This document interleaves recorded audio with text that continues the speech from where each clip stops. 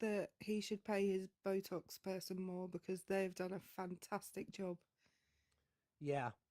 You know how we've talked many, many times about how the distraction is the whole point. By the way, friends, we are taking guests. This is the question we're asking today. Why are MAGA men so scared, soft, and weak? If you're not, then come up and prove it to us, and we'll see.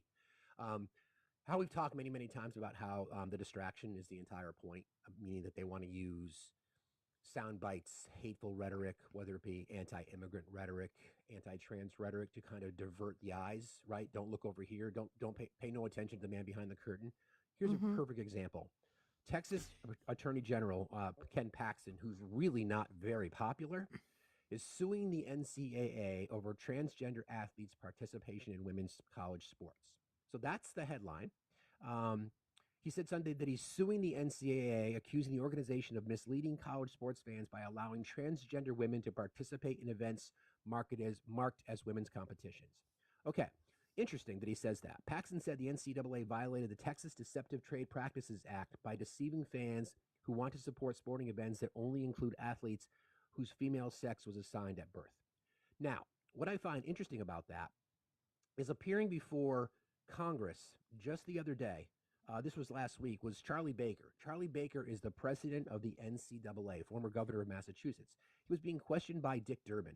And I'll let the facts of the case actually speak for itself. So this is the audio. How many athletes are there in the United States in NCAA schools? 510,000. How many transgender athletes are you aware of? Less than 10. Less than 10. Okay. So, Erica, Yes. Ken Paxton suing the NCAA for, in his words, what is his words are for misleading, suing the organization, the NCAA, for misleading college sports fans by allowing transgender women to participate in events marketed as women's competition.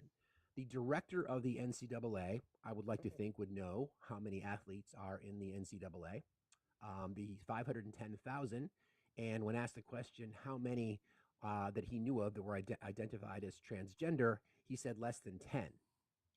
So, do we think that's a serious issue for the Attorney General of Texas to be worried about while women in his state are losing their lives because of their arcane abortion bans? That's like 0.0001% or something like. I mean, I didn't do the actual math, but I, you know, it's not many, is it? No, it's really not many. It's really not many. And I think that's kind of the point. So this is tapping into the hateful rhetoric again, right? Because we see it, we talk about it, we hear people come up and show their hate and show their ridiculous rhetoric and their sort of anti-trans sentiment and how horrible and disgusting it is. And here Well, we have the Attorney General in the state of Texas basically lying. Well, not this basically, is the actually thing that gets lying. me. All of the people, um I would say that of all of the people in the comments right now saying one is too many. First of all, the vast majority of you are scared, soft, and weak MAGA men, Correct. and who say they want to protect women, but you don't care about the maternal mortality rate in the US. You do care, however, about 10 transgender athletes out of 550,000. And what this tells me is you've been fed that those 10 people are a bigger issue than thousands of women unaliving every year whilst having babies. That's what you should be campaigning for. That's what you should be angry about. But instead, you're angry about 10 people. That's exactly right. Again, the distraction is the point. So the box is open. Everybody, please keep tapping and sharing. And if you're just joining us for the first time, or if you haven't today, please click the heart and become part of our team. Thank you.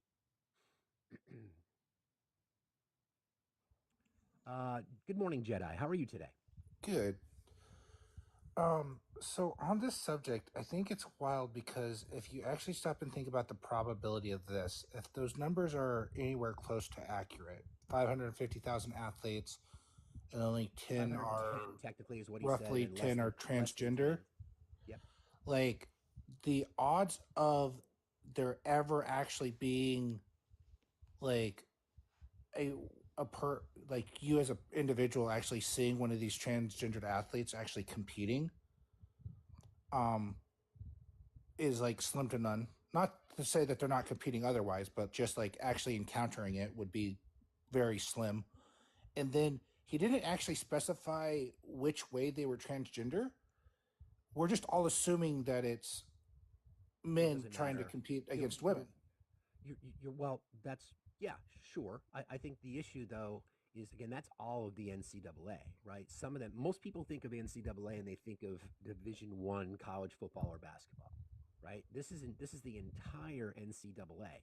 Some are Yeah, not even Division One scholarships through aren't Division Three. correct. Scholarships aren't even available for certain levels in Division One. So people, some of the hateful rhetoric they use that they're taking scholarship dollars from qualified and or hardworking, cisgendered, it's just crazy to me that, well, it's not crazy. It's not. It fits. Let's put it that way. It fits Yeah, with their it's hate. just it's hateful rhetoric directed towards people who are different than them. It's just Correct. bigotry. Correct. Exactly. I mean, it aligns with the population too, right? Yeah. But I appreciate you jumping in this morning, Jedi. Thanks very much. Yep, You have a good day. you too. Someone in the comments just did the math for me. That's 0.0, or I don't know how you say it. I would say 0. 0.00. 0.00002%. Yeah, exactly. Exactly. Yeah. I wonder what the maternal mortality rate is. I bet it's a I'm little just higher going to than that. work that out as a percentage. Give me a second. Thank you. So, in case you guys have not been paying attention, I've been talking about this for a long time. The love affair between the Doge team, Team Doge, and Team Traditional MAGA is already gotten off to a rocky start. We saw the pressure from Doge to end a funding bill, which infuriated some of the extreme MAGA Republicans who do want to control budget spending. And by the way, I think I should share this with you guys because you may not know this. Where is that story? Hold on a second. I'll get to that topic in just a second, but I just think it's really, really important that we talk about this. Where is it? So part of the last minute change that Doge wanted in the spending bill was to remove funding for 9/11 firefighters and first responders for healthcare access. Okay, that was something that they identified as wasteful spending that they pulled out last minute. And then thankfully, cooler heads prevailed. But that was something that they identified to cut waste. Just so you know, I just want to let you know, firefighters, EMTs out there who wear your red hat, that's what they think of you. Okay? So again, back to the story about how there's fracturing within MAGA. So MAGA civil war breaks out over American mediocrity culture. Um, so a MAGA world civil war erupted over Christmas when a social media post on an American culture turned into a pitched battle over race, immigration, and billionaires versus the working class. The fight exposes one of MAGA movement's deepest contradictions. It came to prominence chiefly via the white, less educated working class, but is now under the full control of billionaire technologists and industrialists, many of them immigrants. It also sets up a tense MAGA versus Doge moment that could infect the early stages of President-elect Trump's second presidency. While some want to make America great by restricting immigration and promoting the American worker, others want to cut costs and increase efficiency no matter who does the work. The skirmishes started this past Sunday when Trump named venture capitalist Sriram Krishnan as his advisor on AI policy.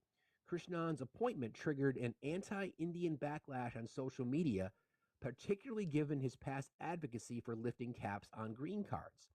Vivek escalated the conflict into a full-blown war Thursday with a post on X blaming an American culture that, quote, venerated mediocrity over excellence for the growth in foreign tech workers.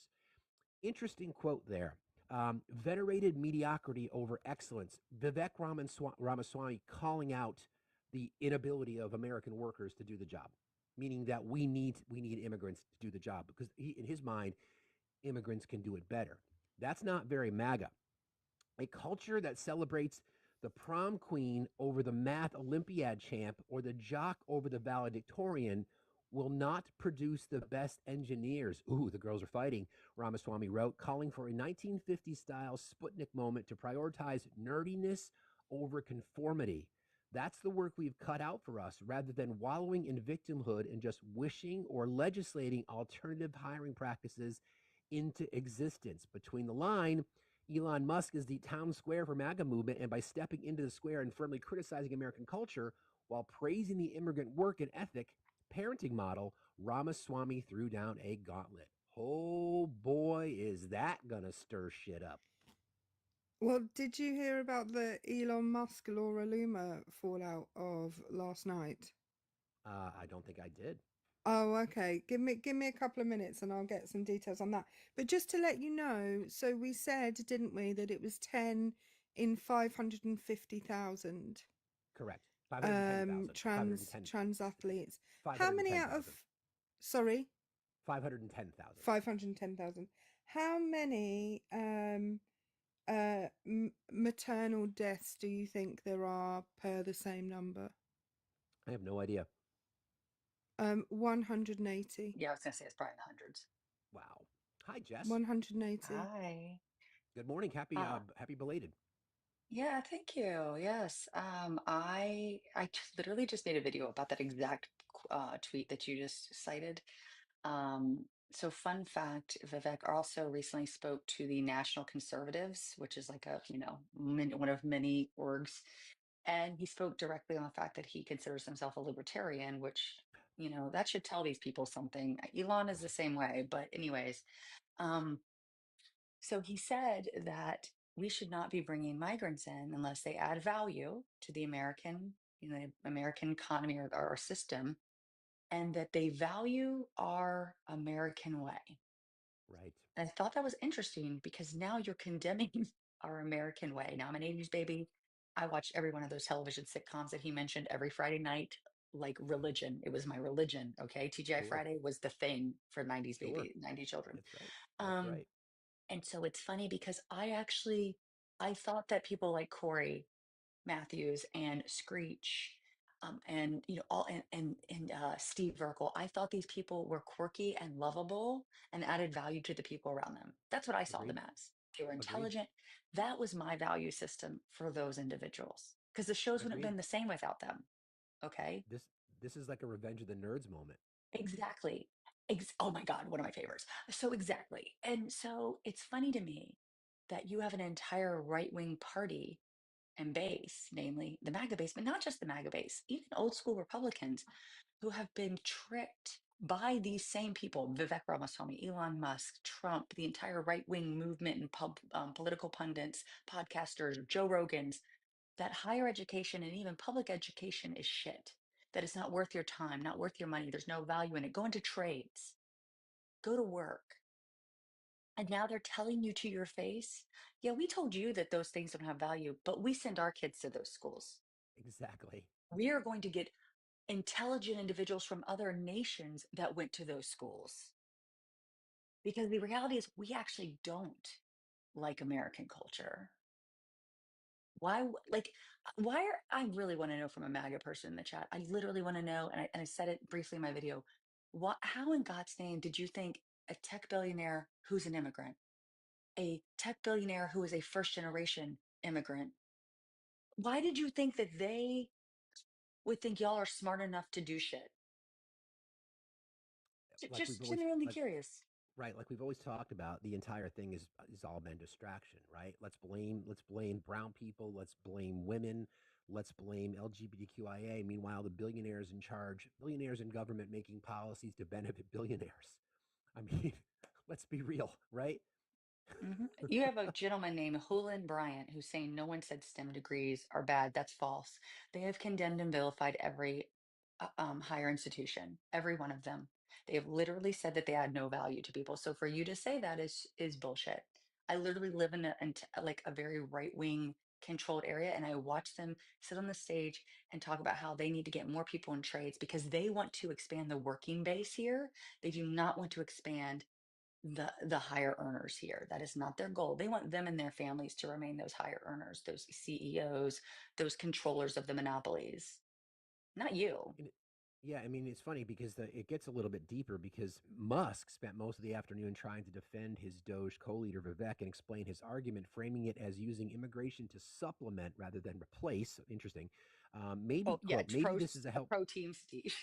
Right, exactly. Maybe this is a helpful clarification, he says. I'm referring to bringing in via legal immigration, even though he was an illegal immigrant, the top 0.1% of engineering talent as being essential for America to keep winning.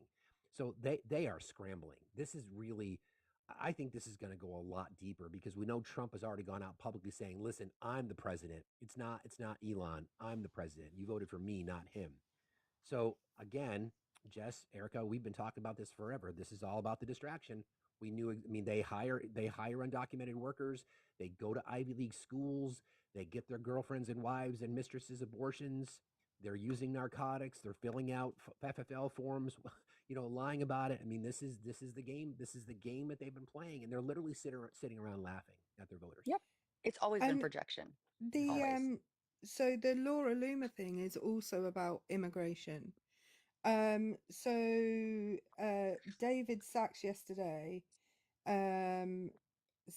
she posted something about Sriram Krishnan, who had said about abandoning green card numbers for particular countries. And she then said Trump's been very clear on immigration. And David Sachs came back and said, point of clarification. One of the things I got from Coles yesterday, babe. So when we travel. Oh, Sorry, Jess. you're not Oh, muted, sorry. You're Jess. not muted, Jess. Point of clarification. Shuram didn't say he wants to remove all caps on green cards. He said he wants to remove country caps on green cards. Right now, every country in the world gets allocated the same number of green cards, no matter how many qualified applicants it has. So, ... Elon Musk then commented, makes sense.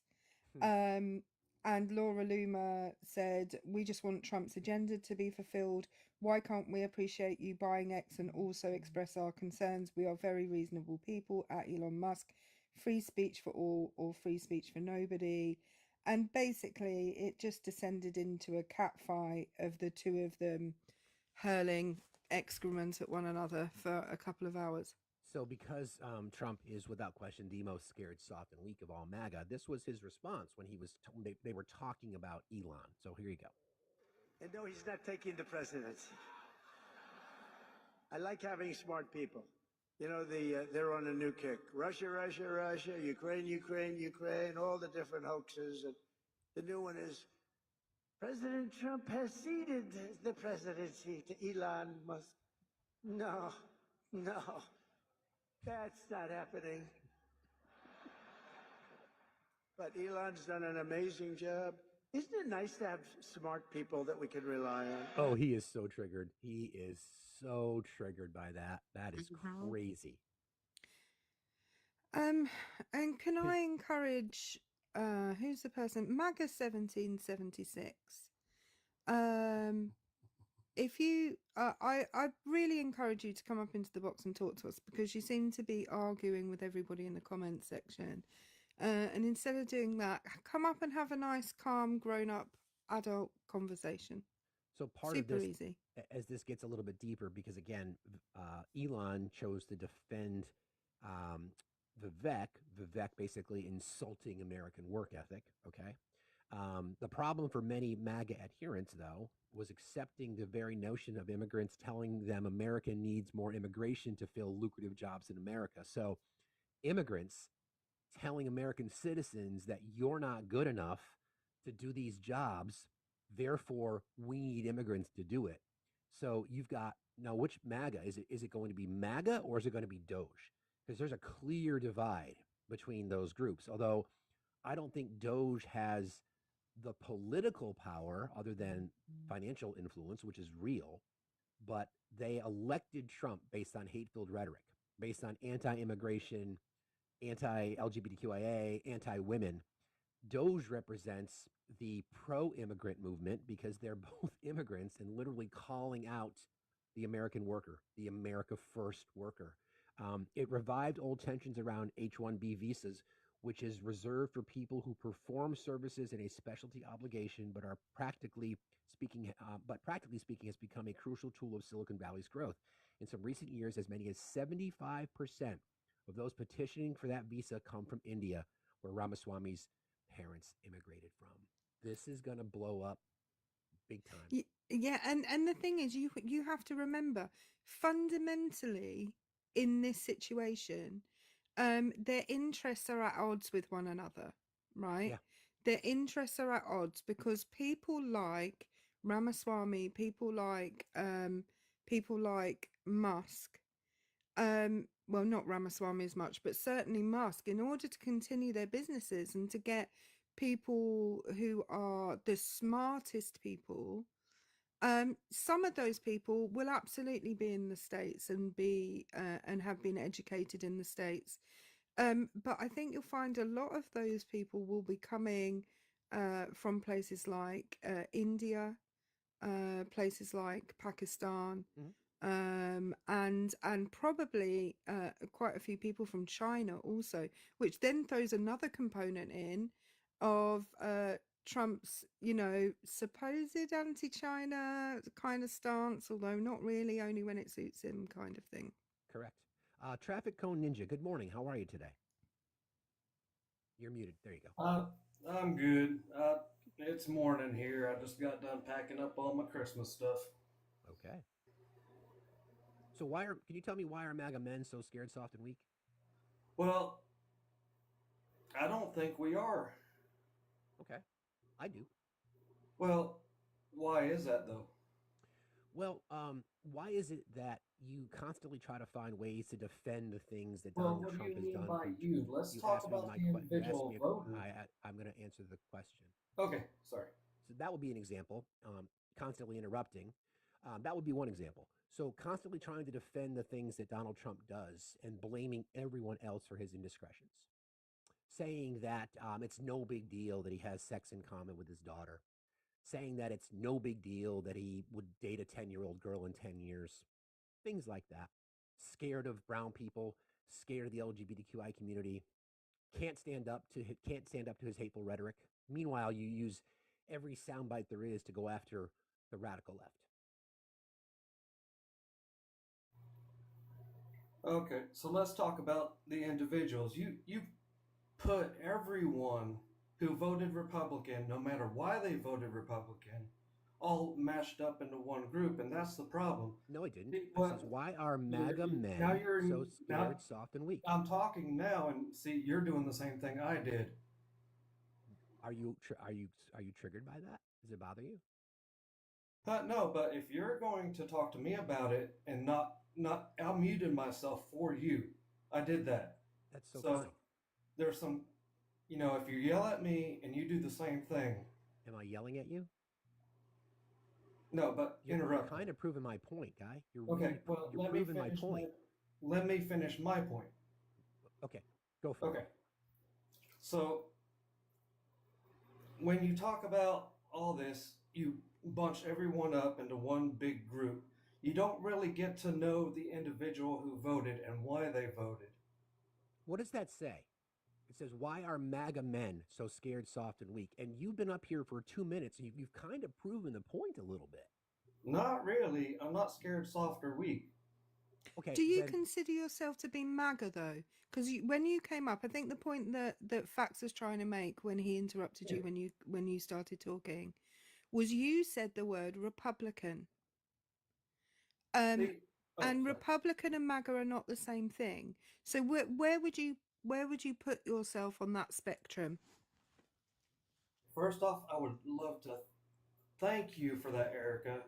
I have been waiting for someone Democrat to say that. And that's what I just asked you. Would you let me speak? My guy, you're proving the point, okay? Oh. So you said that I lumped everybody in. It's a clear question. It says, why are MAGA men? So MAGA, one subset, men, another subset. Why are MAGA men so scared, soft, and weak? I gave you a bunch of examples. And I noticed you didn't refute any of those examples. So perhaps you could say, well, I don't think we're scared, soft, or weak, and this is why. Well, first off, I would like to finish my discussion with Erica, and I didn't even get to finish that. All right, so Erica, again, thank you for that. In many of the feeds, such as this one, and you could agree on, 9 of 10 policies with, a Democrat speaker in these panels. The one time you disagree, they automatically call you MAGA. So no, I don't believe I am MAGA at all. So my mum always taught me, if you don't feel if like, we only feel upset when we feel like something applies to us, right? And you've just said you don't think you are MAGA, so this doesn't. If you don't think you are MAGA, this shouldn't apply to you, and yet it's still upsetting you, and I don't understand why.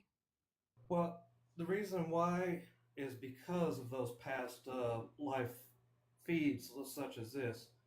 Even though I don't think I'm MAGA, I am being called MAGA. Who called you MAGA? Many people not on your live feed, but on Okay, many so why don't we on just this talk platform. about so traffic? Why don't we talk about this one then? Okay, it's a question, right? If to Erica's point, which is exactly what I was trying to get you to answer.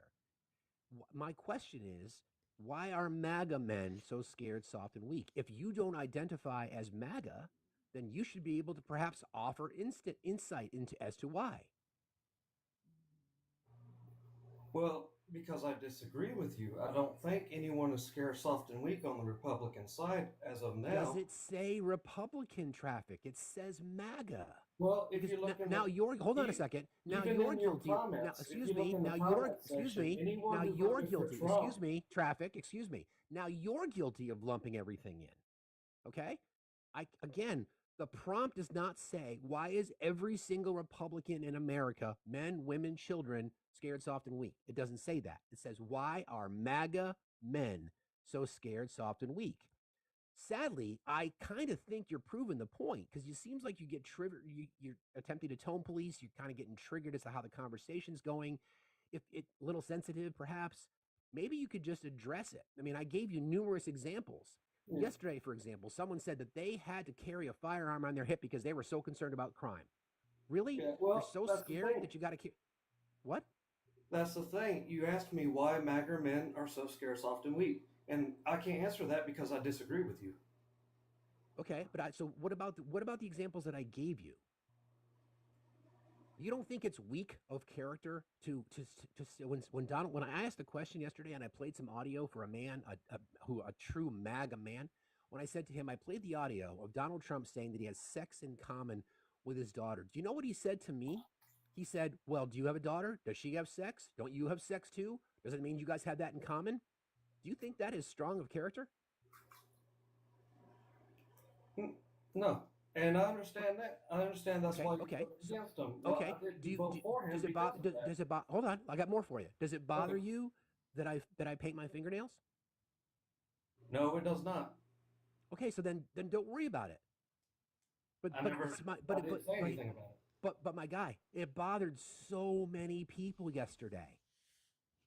Well, I'm not so many people. I'm here now. Just like you said, let's talk about this here now. I'm not talking about what they did. Can I ask him a quick question? See how that Traffic. goes? See No, how that Sure. goes? real quick. Sure, I'm Jess, just go ahead. curious. So to be clear, because I've kind of been listening, you're not MAGA, correct? Negative. I don't consider myself MAGA. Unfortunately, many people do. But you are offended in defending his background that is specifically talking about MAGA. Oh no, I'm not defending him at all. I'm defending certain policies on why I voted for him. No, you've lost the plot because that's not even the conversation you're having. The conversation we're having is why are MAGA men, he's being very specific, so scared, soft, and weak. And by your own definition and terms, you do not consider yourself MAGA. You consider yourself a Republican. You voted, in your mind, you voted for Trump, I would assume, probably because of fiscal responsibility, or you believe in Republican policy over Democratic policy. The list probably goes on. So Yes. you do not consider yourself MAGA. Why are you defending this statement and saying it's not true? Well, that's It because doesn't apply to you if you're not MAGA. that's because if you even read the chat in this very room right here, Uh-huh. anyone who voted for Trump is what they're saying is MAGA. So Well, I don't agree with that that's what I'm statement. Let me trying to be super defend here. clear. I Other don't than agree. MAGA, there's many Okay, not well, MAGA. I don't know where everyone else in the chat, Erica and Steve, stand, but I personally don't believe that. And Me so, either. with that being said, um, if I don't believe that, because I know people that unfortunately are not politically tapped in. I know people that politics is really not their bread and butter. And they have historically voted Republican, and they voted Republican this time, which would in this instance was Trump, because of the fact that they've always historically voted Republican, not because they actually understand policy. So I can acknowledge that there are people that are politically illiterate, in the sense that they don't have the finger on the pulse, and I don't blame them. It's exhausting. It's a lot. Like, I'm not saying things, and they vote based on two things: either the fact that they have been raised in a certain political system, or vibes. Like, a lot of people voted for Trump because they're like, oh, well, I don't really know what's going on politically. I don't really know what the policy is of either party. But right now, life kind of sucks for me fiscally. So I'm voting for the opposing side that's not currently running the country. That is literally how people vote. Mm-hmm. Like, out of, like, I would say 60 to 70% of voters vote based on vibes, historical politics that they've aligned with, or simply because they feel like they're supposed to, and they go and do it, and they don't really know what the policies are. So I think people might be condemning you, and that's why you're feeling offended, is because if you voted for Trump and you claim to be someone who is politically intelligent, that is an oxymoron. Correct. I think another way to say this, another way to say this is that there are people who are outwardly MAGA. They've got their hats, they've got their flags, they've got their posters, they've got their pterodactyl images of Trump riding a pterodactyl. They outwardly identify as MAGA. Okay? And then there are people, to Jess's point, who are either indoctrinated to vote Republican, thinking a particular way about how Republican policies are good for America. They're just not. We've got evidence of that. So there are two different groups. Overall, though, everybody who voted for Trump was either willing to accept all of his moral indiscretions and all and all the other bullshit under the guise that it's better for the economy, and then there's a large chunk that just don't care what he did. So if you're not MAGA, if you don't identify as a MAGA man, then okay, you're not a MAGA man. Fair enough? Yeah, and to those ones in the comments, no, I'm not racist. I'm actually the son of a legal immigrant. Okay. Again, we're not. You're talking to us. Okay. Okay, You sorry can say about that. you can say you're not racist, but you voted for someone who absolutely is, which means it's not a deal breaker for you. So that's the line. These are the points of these Well, conversations, right? Let me where finish. you see Let me racism, finish. I Let me do finish. not. Let me finish. These are the points of these conversations, right? At some point, you have to look at everything, at everything, right? We've got the data. I do this a lot. Jess does this a lot. Erica does this a lot. We've got the data. There is no economic advantage of voting for Trump. There is none. We've seen it. It was a failure the first time. It will be a failure again. So then, okay, well, he just feels like a stronger leader. Okay, then he bends the knee to autocrats and dictators. Okay, well, he's a strong Christian man who's cheated on every single wife that he has, who's raped his wife Ivanka, Ivana, who bragged about having sex in common with his daughter, who bragged about grabbing women by the pussy, who's an adjudicated sexual predator. So then, if you accept those things, then you gotta wear it. Sadly, you gotta wear it. If you don't like that, then maybe reconsider your vote. I'm going to bring toilets in. Toilets, you had requested, you didn't think it was fair to have 3-on-1. It wasn't intended that way. So, are you a MAGA man? Yes. Why are you scared, soft, and weak? I'm not. Okay. That's really weird, because Toilets is the person who said that I was defending women for clout in the comment section, which is interesting. So let me ask you a question, Toilets. Do you think it's appropriate for someone to say they have sex in common with their daughter? No. So Donald Trump said that.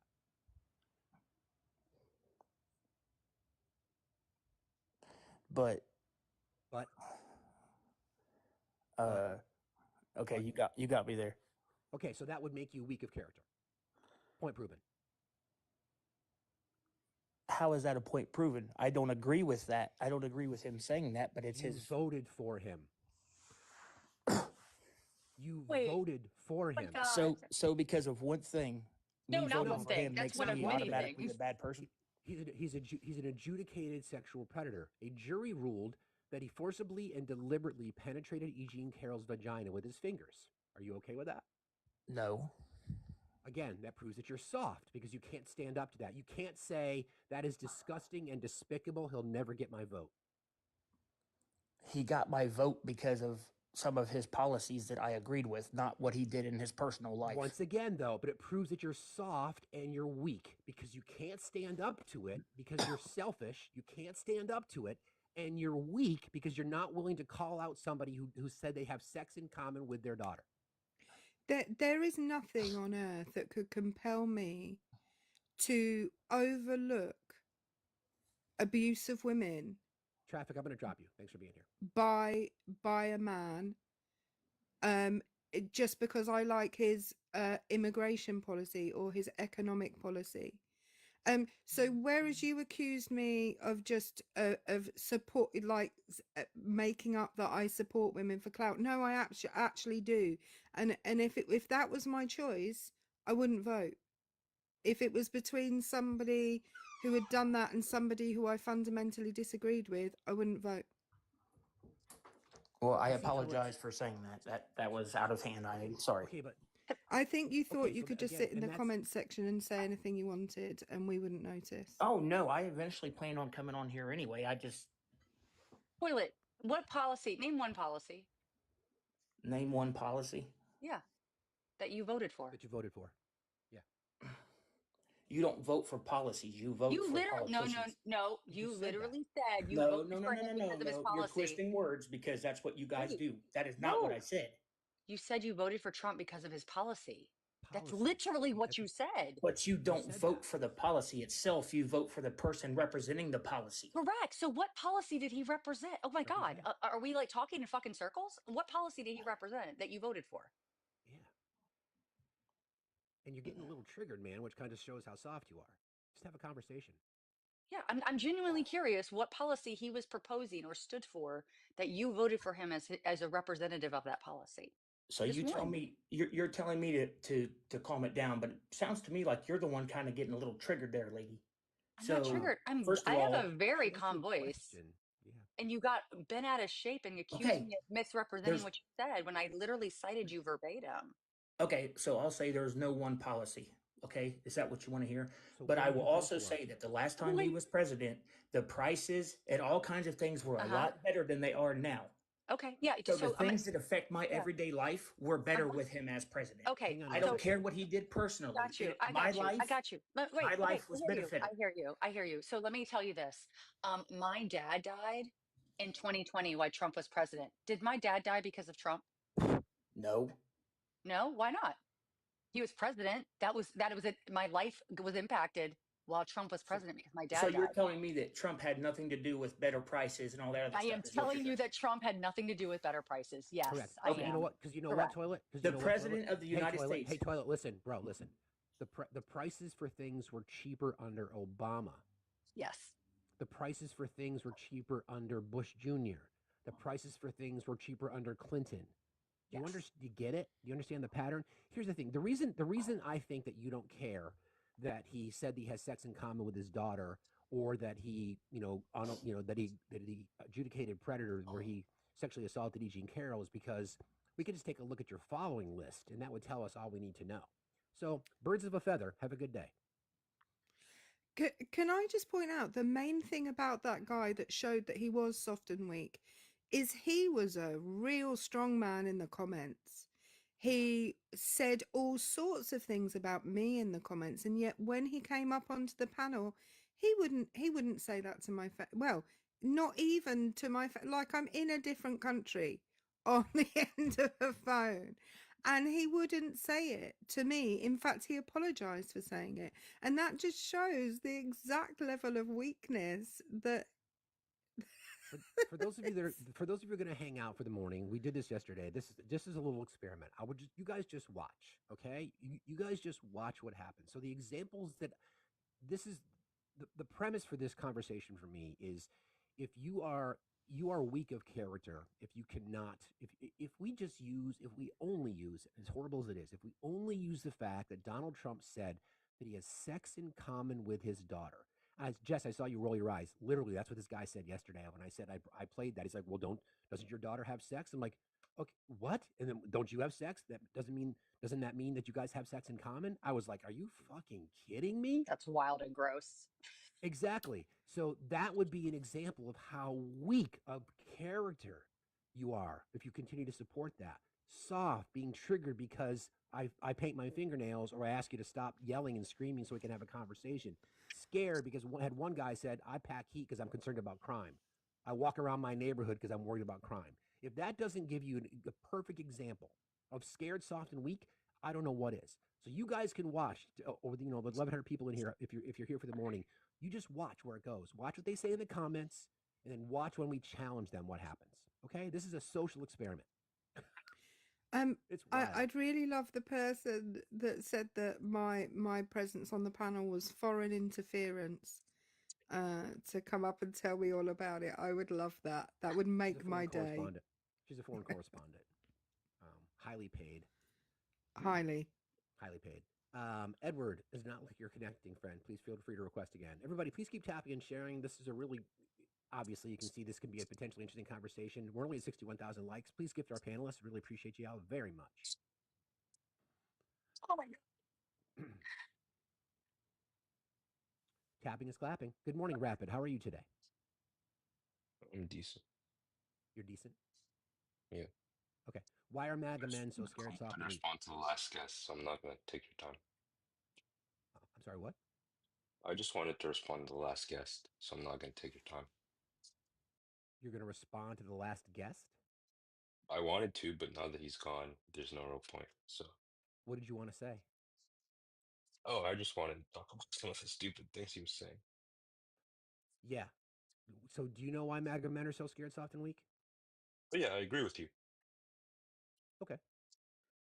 Okay. Thanks, Ben. Appreciate you. That was weird. Everybody, please keep tapping and sharing. Share out to your favorite friends. So here we go. Chris Williams in the chat. Thank you, mods. Chris Williams in the chat says, I challenge you to meet up with me face to face.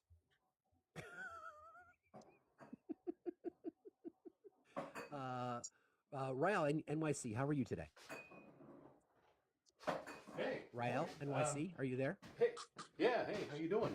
I'm very well. How are you? I think I bumped in by accident. Doing some house cleaning. Maybe. What's that? Did you not want to request? Oh, I'm just listening. I'm doing some housework and kind of half listen, but I love all you guys. Love you. And this is Jess and everybody on the panel. Just want to say Merry Christmas from Northampton, Mass. Thank you, Pat. Appreciate that, brother. Appreciate you very much. Thanks for joining and thanks for being Take care, everybody. Love you all. You too. See you later. I'm near Northamptonshire, so there we go. There you go. So again, just think of this. Just think of this again. A challenge from the seats. Okay. I challenge you to meet up with me face to face. That is a sign of scared, soft, and weakness all rolled up into one. Hi, Edward. How are you today? Hi, I'm doing good. How are you? Doing fine, thank you. Why are MAGA men so scared, soft, and weak? So I kind of typed it a little bit, but I think it honestly has to do with this that generational curse, if you will. And I think it kind of has to deal with, a lot of these men that you're at least seeing that are very vocal, that'll kind of go out, assault, insult, all of that jazz. These are your middle-aged white men. So these middle-aged white men were generally raised by a lot of men that were around during Jim Crow. So this behavior of being able to, have this very strong rhetoric toward people who were of a different color of skin, different gender, different sexual orientation. They used to be able to just call that out and do that. And as time continued to progress forward, where we started as a society being like, no, this is not acceptable anymore. Let's put policies in place to protect people who are of a marginalized community. They kind of felt shut off to where that power of being able to do that and have no type of repercussions was starting to no longer exist. And so being able to look on TV and see someone that's supposed to be a leader that's portraying themselves to be a leader, and they're seeing somebody that agrees with that. Now they don't feel as scared or taunted to speak their mind that way. That's my personal opinion on it. Yeah, sounds like a whole bunch of external factors, indoctrination, patriarchy, religiosity, et cetera, right? Exactly. There's a particular way that they've been taught to think. Any, especially as men, any sign of emotions that's not anger and aggression is considered weakness. Exactly.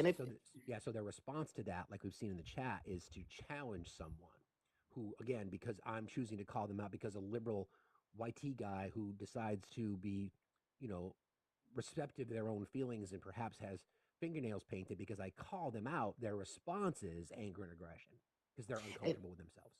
Exactly. And if in my opinion, if you're not able to, if the only way that you're able to gain any type of power is by belittling somebody or being disrespectful to them or just simply thinking that you're above and beyond because of physical characteristics, I mean, that's just, I mean, it's unfortunate to have that kind of mindset, you know?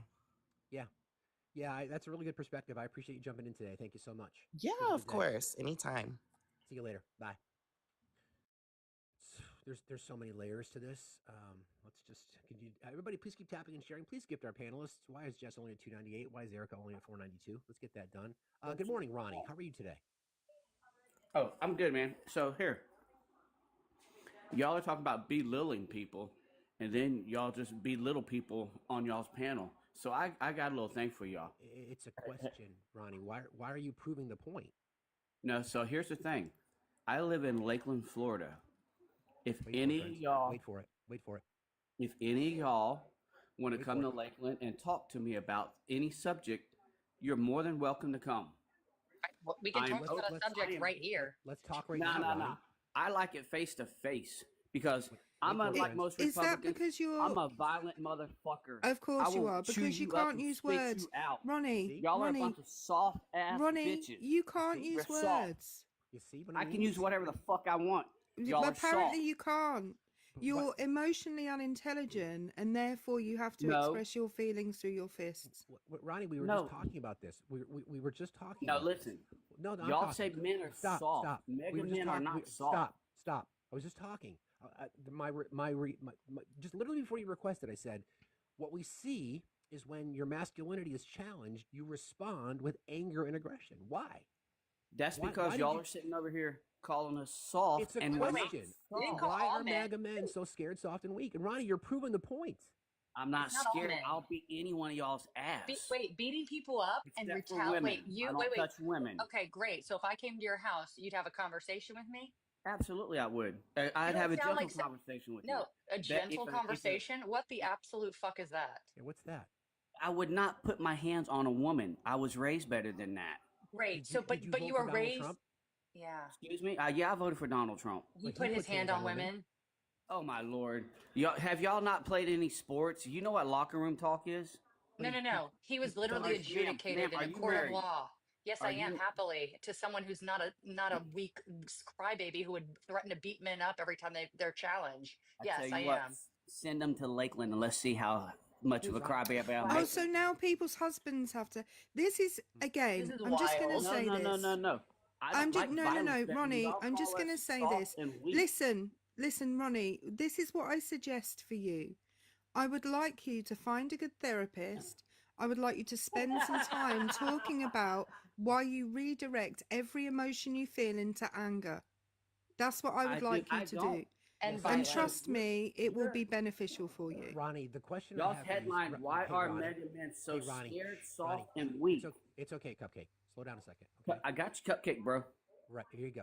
So you said you don't put hands on women, but you voted for a guy. But you voted for a guy who does that. Listen, when you're big and powerful, hold on. Let's stop. There's many women that come out. Let's stop. Listen, go ahead. I need you to hear this. Okay? Yeah, go ahead. You sit in there. You sit there with your tough guy persona, your fake tough guy persona. It's not fake, bro. It's not fake, bro. Okay. Anyway, you sit there with your fake tough guy persona, and you say that you would beat somebody down who put their hands on women, and you wouldn't put your hands on women, but yet you vote for a guy who does, and now you're trying to blame women. So when did he put his hands on women? He was found adjudicated in a court of law for sexually abusing E. Jean Carroll. The jury ruled. The jury ruled that he forced. She did not have sex with him. Excuse me. The jury ruled that he forcibly and deliberately penetrated her vagina with his fingers. What would you call that, Ronnie? Oh my Lord! This is a lady that said Donald Trump didn't have sex with her. No, that's not what she said. He essayed her, Johnny. He also essayed his first wife, Ivana. Did you know that? Oh, it's his wife. It's his wife. Wait, are you allowed to essay your wife? Are you okay with that? Oh my Wait, Lord! if your wife, are you married, Ronnie? No, I'm just curious. Are you married? I'm genuinely curious. No, I have a girlfriend. Okay, if your girlfriend, great. If your girlfriend and you were fooling around and she stopped you and said, "Hey, I'm just not in the mood tonight," would you force the issue and make it happen anyways? Technically, no. What does technically mean? No. So listen, Clarify. Yes or no? No, it's a this- yes or no question. What does technically mean? No. This is about Okay. No. Stop. Mega Stop. men are scared Ronnie, and weak. Oh my God. Let me finish my point. You're proving the point, Ronnie. The point is, if you, in this instance with Trump's first wife, he did not stop because in his mind, that's his wife and he can do whatever the F he wants. Correct. So to be super clear, even if I'm married to someone, if I say no, I don't care if it's because I have a headache. I don't care if it's because I'm on my period. I don't care what the reason is. I don't care if I'm having a personal mental health crisis. If I say no to my spouse and he continues, that is still essaying, sir. So how do you? Doesn't matter if I'm married. How do you know? Maybe he pissed her off and she wanted more money, and he wasn't. How is she going to get more money? They were already long since divorced. Prenup had already been established. Everything had been done. The money, she didn't go to court and say this. Okay, Ronnie, so again, they I want are to go back, done and over with, Ronnie. Go ahead. I'm going to go back to the question that I asked you. Right? You said you would physically harm someone who puts their hands on women. Absolutely, a man has no right. I'm not done talking. Okay, you're again proving that you're soft and weak because you can't have a conversation. Donald Trump was adjudicated. Not because you can't have a conversation. Adjudicated in court, which means a jury ruled. Evidence was presented. A jury ruled that he forcibly and deliberately penetrated her vagina with his fingers. That is literally putting his hands on women. I know exactly what it means. But you don't care about that. No, there's no proof. How? Okay, just go. See what again, ladies and gentlemen. This sociology experiment is proving exactly what it is that we're talking about. You use violence. You want to threaten someone because your belief set is being challenged. You contradict yourself. It's embarrassing. Can I just remind everybody about enthusiastic consent as well while we're here? Since we just had Ronnie, who clearly is a technically no man. Please don't engage in sexual activity with someone unless they are enthusiastically consenting. If you have to talk them into it, that's not enthusiastic consent. That's correct. Anyway, yes, cover your drinks, ladies. I'd also like to just to his last statement. Oh, Danny, you have an echo. To his last statement about the fact that it wasn't proven, because this is a huge talking point from the right about the E. Jean Carroll case. For those that don't understand, E. Jean Carroll never intended to sue Trump. Correct. She wrote a book, and in the book she outlined her experience with him. That was her accounts that she had shared with friends at the time of the incident back in the 90s. And he publicly disparaged her account of their interaction. He didn't sue her. If what was in that book was inaccurate, his immediate response should have been suing her for defamation. He didn't. Right. There's a reason for that. Because he knew it was true. He thought that he could use his words the way he does every other incident and condemn what was said to make people believe it was not true, which it worked because we just met Ronnie. Okay. We've met countless other people on the right, just like Ronnie. He used words to convince people that it couldn't be true because he He would never do such a thing. Instead of using his legal power, which he had the money and means to do, and sue her for defamation, no, he publicly disparaged her and tried to make her into a villain and a liar, and she sued him and won. I want to just remind people of this fact. That's exactly right. What makes it worse too, you guys know this. They always say, "Well, there was no witnesses," which means in their mind somebody had to watch, somebody had to see it happen. There were testimony, witness statements based on her testimony, her therapist, her friends, etc. Again, I think our previous guest was an example of exactly what we're talking about today. Everybody, please keep tapping and sharing. Please consider joining the team. Please subscribe to the channel. Pay apps are in the bio if you'd like to support us other ways as well. Chin Chin, how are you today? I'm doing great. I'm a correctional officer, and this is to Ronnie. You know, Ronnie could be like talking about the sexual harassment and all this. It's not becoming doing a sexual harassment. It's just the intent. The intent was there. It was proven that she was, you know, harassed. I mean, not harassed. She was assaulted. Actually, convicted. I mean, he was convicted. He's saying technically he was found civilly liable. Yeah, but it's not about he was still whatever charges he was. Now he become a president. Now he's untouchable. Whatever. It's about he was convicted. It was just waiting for the time to be sentenced or whatever. Now he's in another level. He thinks he's untouchable. Well, my thing about you're combining a couple of cases though. My thing about this is we chose the clown. Let's enjoy the circus for the next 4 years. That's what it's all about. All right, Chin Chin. Thank you for being here. Appreciate you. Let's just be clear, just because I know the chat will chirp. He was found civilly liable based on, and Jess was exactly right. There was no intention to sue. He just couldn't stop running his mouth and disparaging her. So that's the reality. All right. Uh-oh. It's MAGA for life. So MAGA for life. Can you explain to me? Good morning. How are you today? Good morning. I don't care. You're scared, soft, and weak. I'm going to say Paul, Minnesota for all you motherfuckers. Bring it on, you little little fucks. Good morning. Thank you for proving the point. Why are you so scared, soft, and weak? I'm not scared, pal. I'm not scared of shit. You came up here all hot. Twice. Obviously. You think I'm fucking scared? I do. I've been to prison twice, buddy. You think I'm fucking scared? I do. Yeah. Wait, do you carry a pew-pew? Hey, MAGA, do you carry a pew-pew? No, I don't. I am not allowed to carry one. I'm a felon. Right. Oh, okay. And I voted for Donald Trump. Cool. How do you like that? What state do you live in? If you're a felon, can you vote? Look at Erica. You need to go on a diet. Okay, you can just go home now. Like, I love the way, people who do that thing.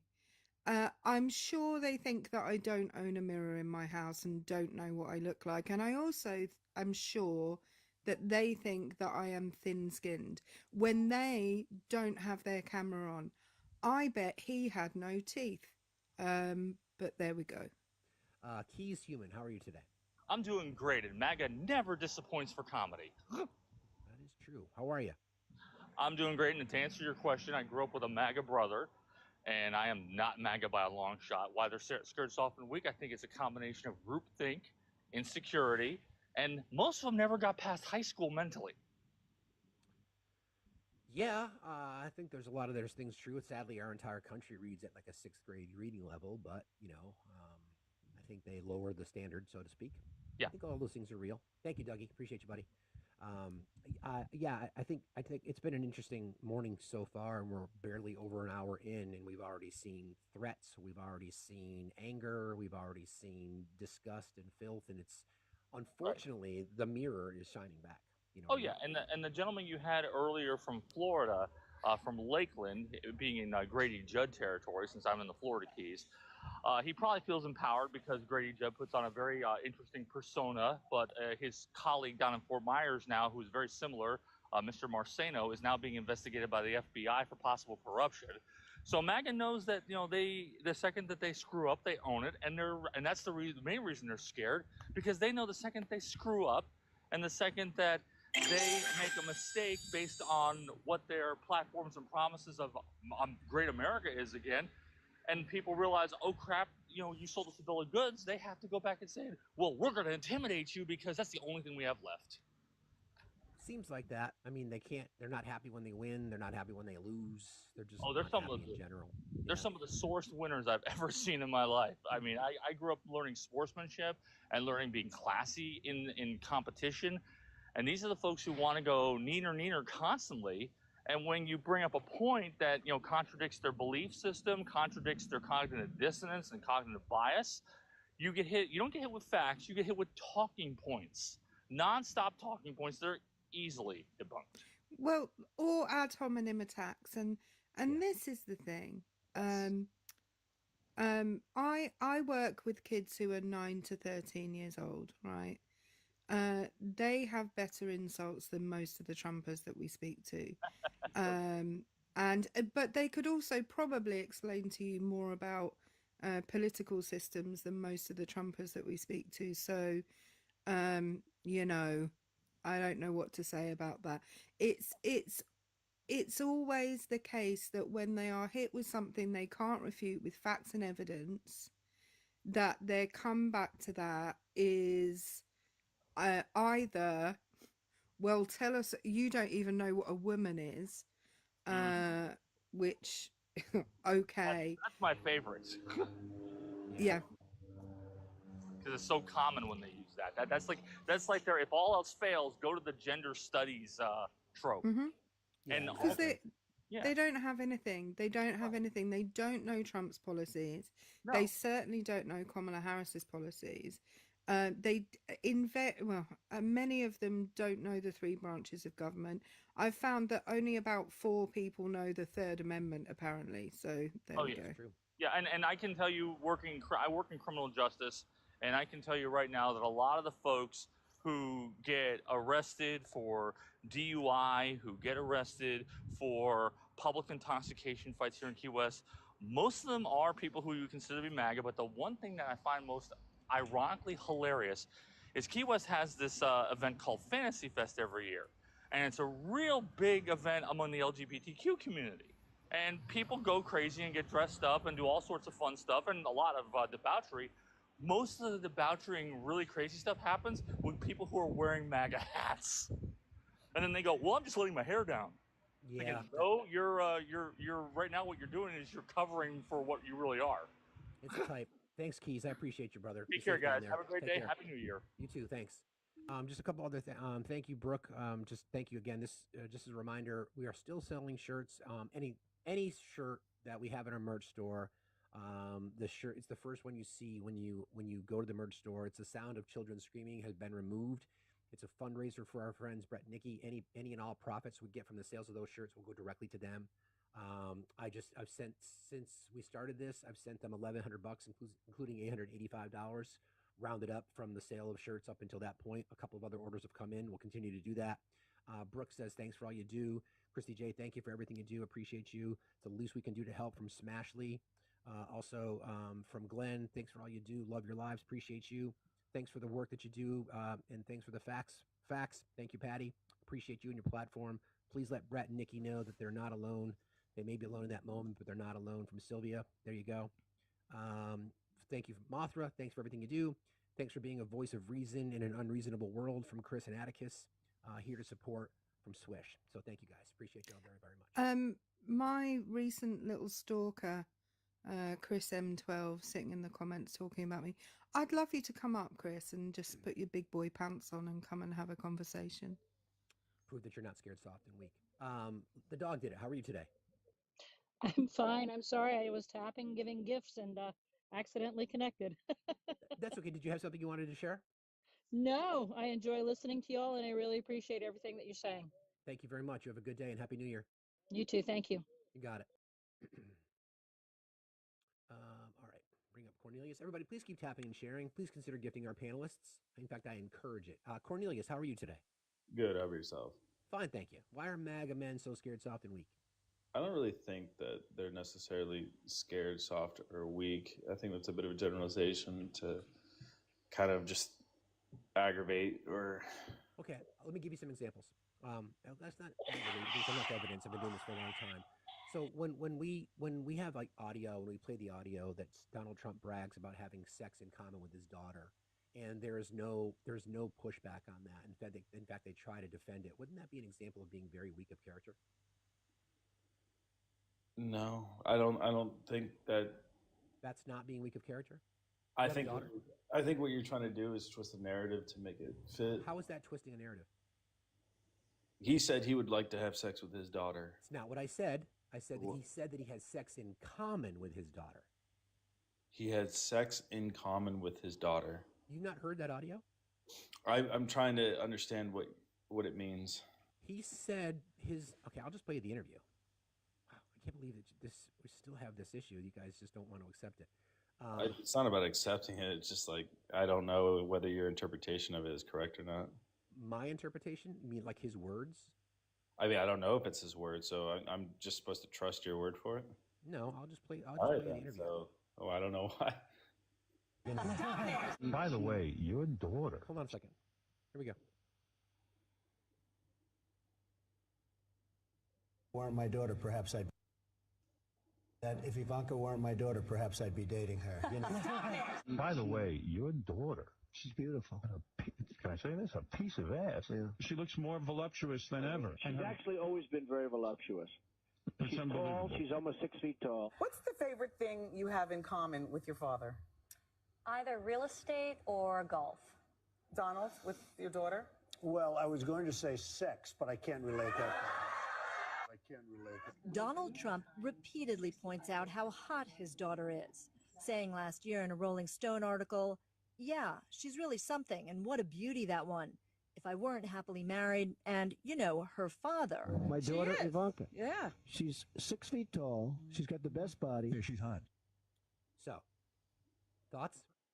Yeah, I mean, it's fucking weird comments, sure, but like at the same time, I don't know what you're trying to justify. I'm asking you to, first of all. That's not a weak of character. Just because yes, I don't. Do you have a daughter? No. Okay, would you say that you had sex in common with your daughter? I don't even know what I'm supposed to interpret that. But I mean, regardless. Maybe, how about this? Maybe instead of trying to figure out a way to defend it. I'm not figuring out a way to defend it. I'm trying to figure a way to interpret it. I have no idea what the fuck that means. What is there to interpret? He said he had sex in common with his daughter. What does sex in common mean? Like, can you define what that means? Sex in common? Well, I'm going to take a stab in the dark, Cornelius. If he's saying he has sex in common with his daughter, it isn't their biological sex because they don't share that. So it can only mean sexual intercourse. Doesn't mean he's had it with her. It means that in some way he's equating his his having of sex with hers, which is really weird because I don't know, like most kids and parents, the last thing they want to do is imagine their parent or their child doing the nasty. It's not cute to think about, right? I mean, and yet he's mentioned it on multiple occasions. I mean, that's I have to get ready to go, but I do want to say to Cornelius really quick. As a mom of 3 daughters, and having both my current husband, who is not biologically related to him, and my past husband, who is biologically related to them, neither of these men would ever make some type of illusion that I have a lot of sex like my daughter. Like that's the way I'm interpreting it. Like equating his sex life to his daughter's sex life is the way I'm interpreting it. Maybe I'm interpreting it wrong, but there's really no interpretation because you can't even wrap your head around what he meant. There's no interpretation that makes that comment make sense, or the fact that he said his daughter's voluptuous, or joking with Howard Stern about how she's a piece of A, or the fact that he said if she wasn't his daughter, or I'd be dating her, perhaps if I was single and she wasn't my daughter.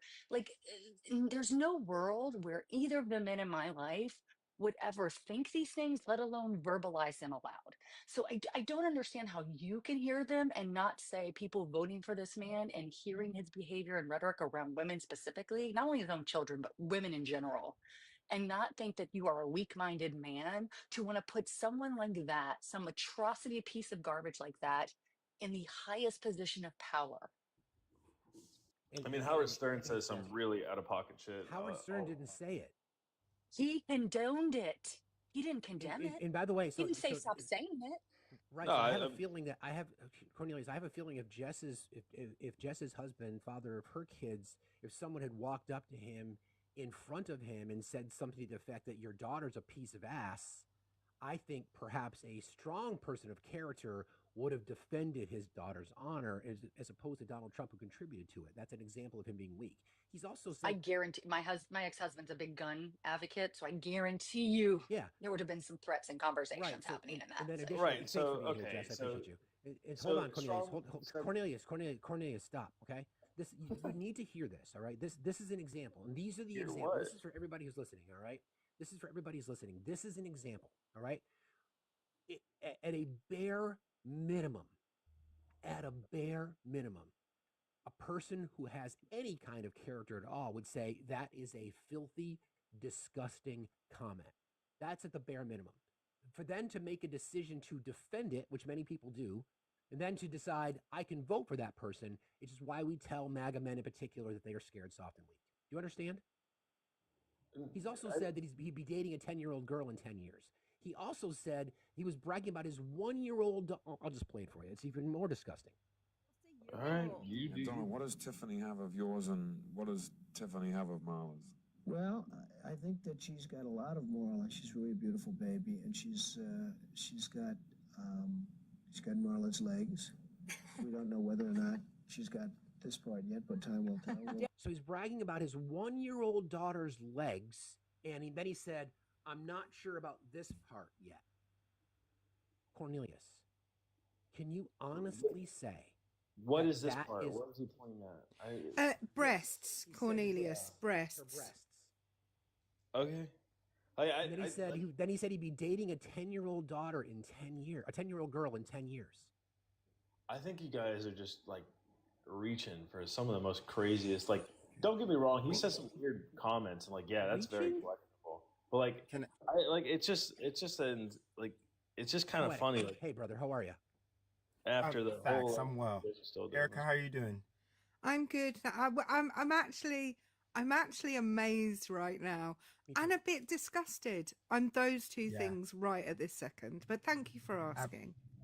Absolutely. So I wanted to just kind of be a little more direct with something that Jess had said, and I'll hop down. I'm just listening from the comments, but I wanted to ask this directly because Cornelius was suggesting that we were taking things possibly out of context with those remarks, and that we didn't know the way that he meant it, you know, kind of teeter-tottering on what would make those things right as opposed to what would make those things wrong. So I'm going to ask Cornelius, and I'll mute. In what context are any of the things that the host has shared with you, the very words of Donald Trump regarding his daughter, can you name a context, any context that any of those statements would not be disgusting on his part? And Jessica and Erica had two different interpretations of it. And then and another thing too, like a context. No, we didn't. We had the exact same interpretation. I'm asking you for your interpretation. And we had the exact same. is. Cornelius, we had the exact same interpretation. No, you didn't. We did. It was completely separate. Cornelius, I think you're spinning away from the question a little bit. I'm asking you, without Jessica's perception, without anyone else's perception, you heard those words by Donald Trump. I'm asking you, is there a context that those words would be okay and they would not suggest weak character?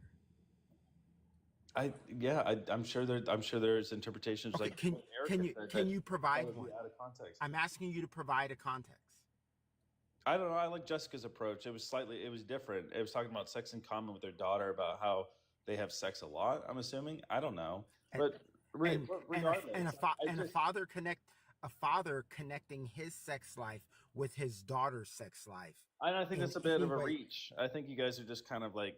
I mean, this is kind of the reason why y'all lost the election in the first place. To Poetic's question, though, can you give us an example of what context that would be appropriate? I wouldn't say necessarily appropriate. I think it was out of pocket, regardless. But I mean, it's just, you guys are making it. You guys exaggerate it so hard to be. Okay, well hold on. So if it's if it's out of pocket, if Yeah, that's not going to make you any said questions okay, of integrity. okay, you said that you don't have a daughter, correct? Has he made any sexual advancements? Wait, hold on. Do you that's not the only takeaway from this. It's not the only takeaway, but wait, like if you can let me finish, please. Well, no, because I mean, like, I was in the middle of what I was saying before you guys all came up. But I was posing a question that you haven't directly answered yet. I did answer so it. I shared a sentiment with Jessica. Okay, so No, you don't. said That's you not what don't she have a said. daughter. Do you have any young women or women that are important to you in your life? Sure, yeah. Okay.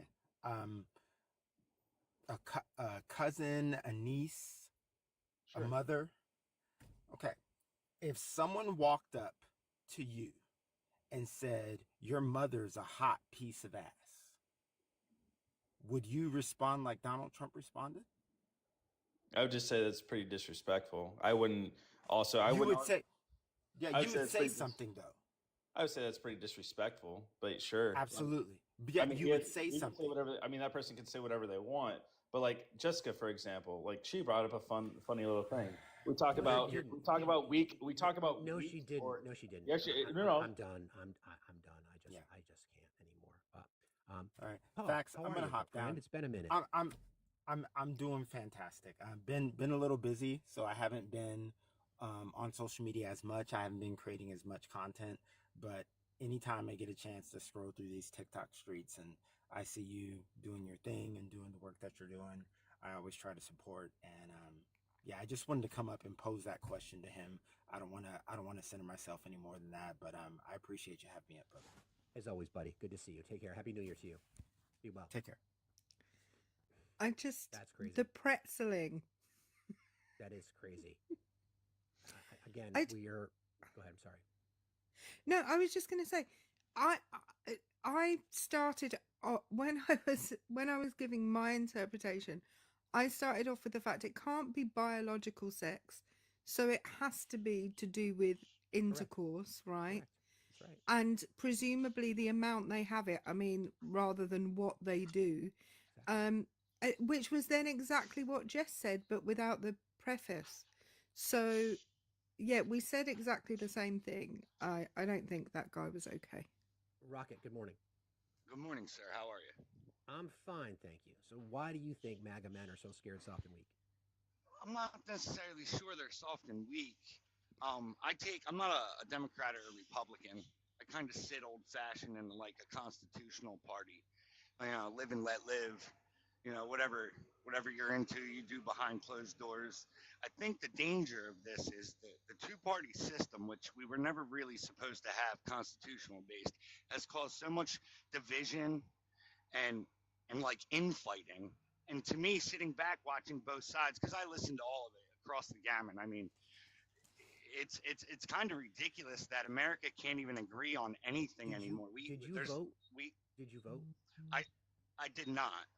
Okay, I don't talk to non-voters. You can pound sand.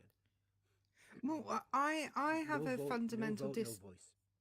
I have a fundamental disagreement with that anyway, because the electoral college is not set up for more than two big candidates, because you have to get half of the electoral votes in order to win. So you would find yourself invariably not being able to elect a president. Good morning, John. How are you today? Good. Yourself? Doing fine, thank you. Why are MAGA men so scared, soft, and weak? Probably the same reasons why Democrats and liberals and independents are. Okay, so why don't you tell me then why MAGA men are so scared, soft, and weak, and then we can talk about the others if you'd like. Sure. I think, let's say Republicans and MAGA are weak in character when it comes to doing their research and being. I mean, when I come into panels most of the time, a lot of Republicans that I run into seem to be very ignorant and base their life experiences as an association of evidence rather than what actually are like bills and laws getting passed. But I can also say the same thing of weak of character of liberals or Democrats who kind of do more. They typically tend to do a little more research, but they also twist. How is that weak of character though? Because, as I was finishing, they usually twist the narrative, or they usually kind of manipulate the information that they have to be able to fit their narrative. So you mean manipulate the facts? It wouldn't be a fact the manipulation. I mean, they can manipulate information and then post it as a fact. So like what? Give me an example. Sure. I mean, like we can say, let's think of a good one here. A prime example, right? And I don't know how people respond to this because I don't need people crashing out and kicking me off the back. But say that Donald Trump had raped a woman, right? They always tend to say raping a woman, like he actually. Well, why isn't he arrested? Well, he was sexually held liable for it, and they do that little disclaimer towards the end, but they lead with that first initiative to. Okay, what did he do? What did he do? What are the facts of the case? What did the jury decide? What did they say? But yes, they found him liable in a civil court. But what did they say that he did? For sexual assault. But what did they say that he did? What, in terms of like what happened to E. Jean Carroll, or? Yeah, the jury, based on evidence, the jury ruled that he forcibly and deliberately penetrated her vagina with his fingers. What would you call that?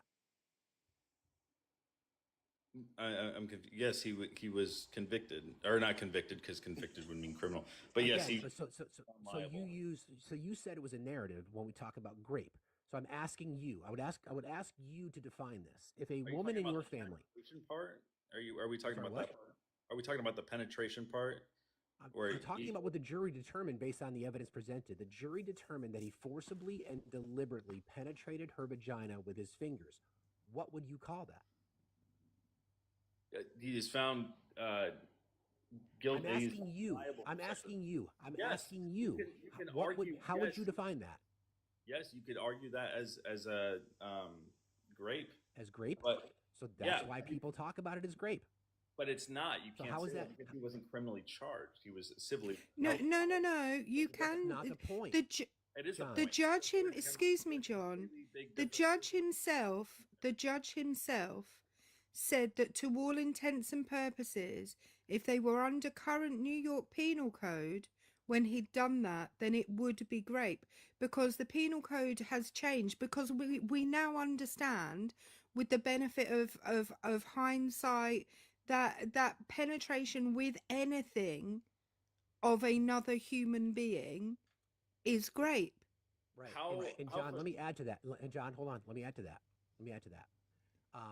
In her testimony, she was uncertain if it was his fingers or his member.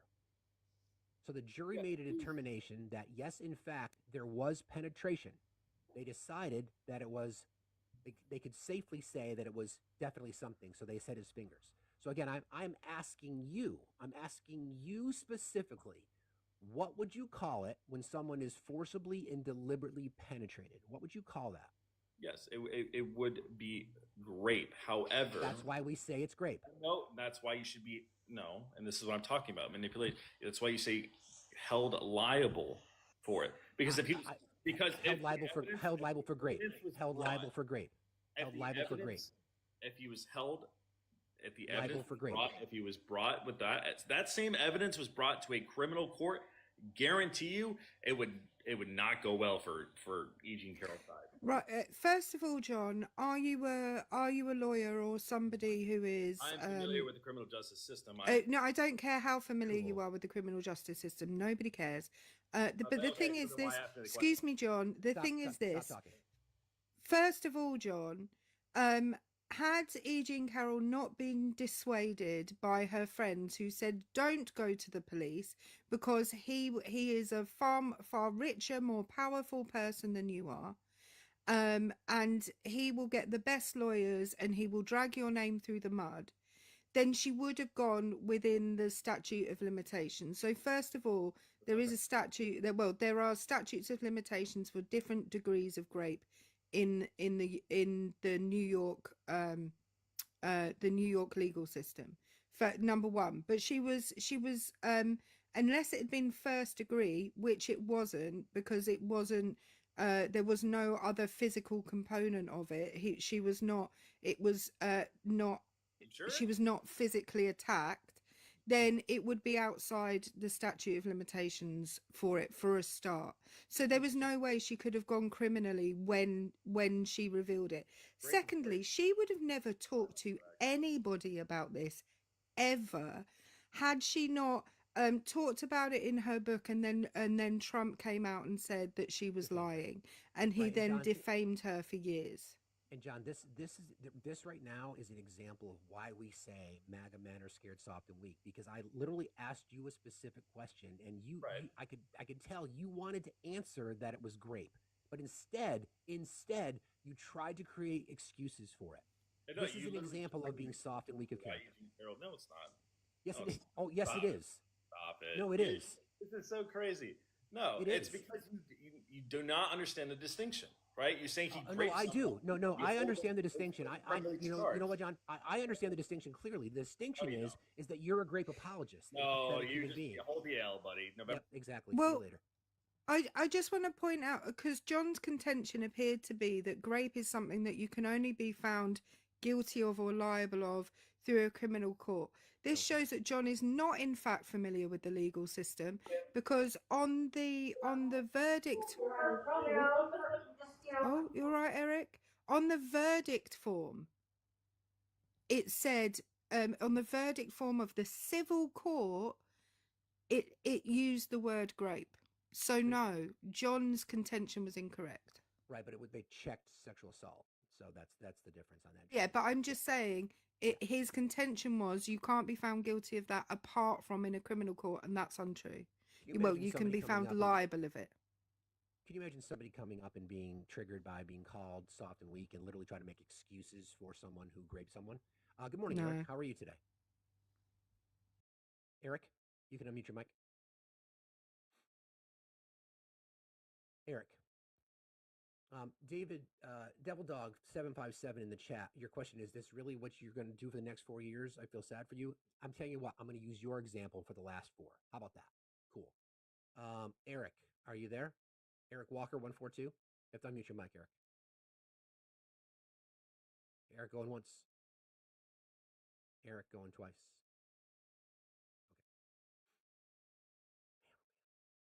I think Eric might have been a butt dial. Could have been. It's crazy.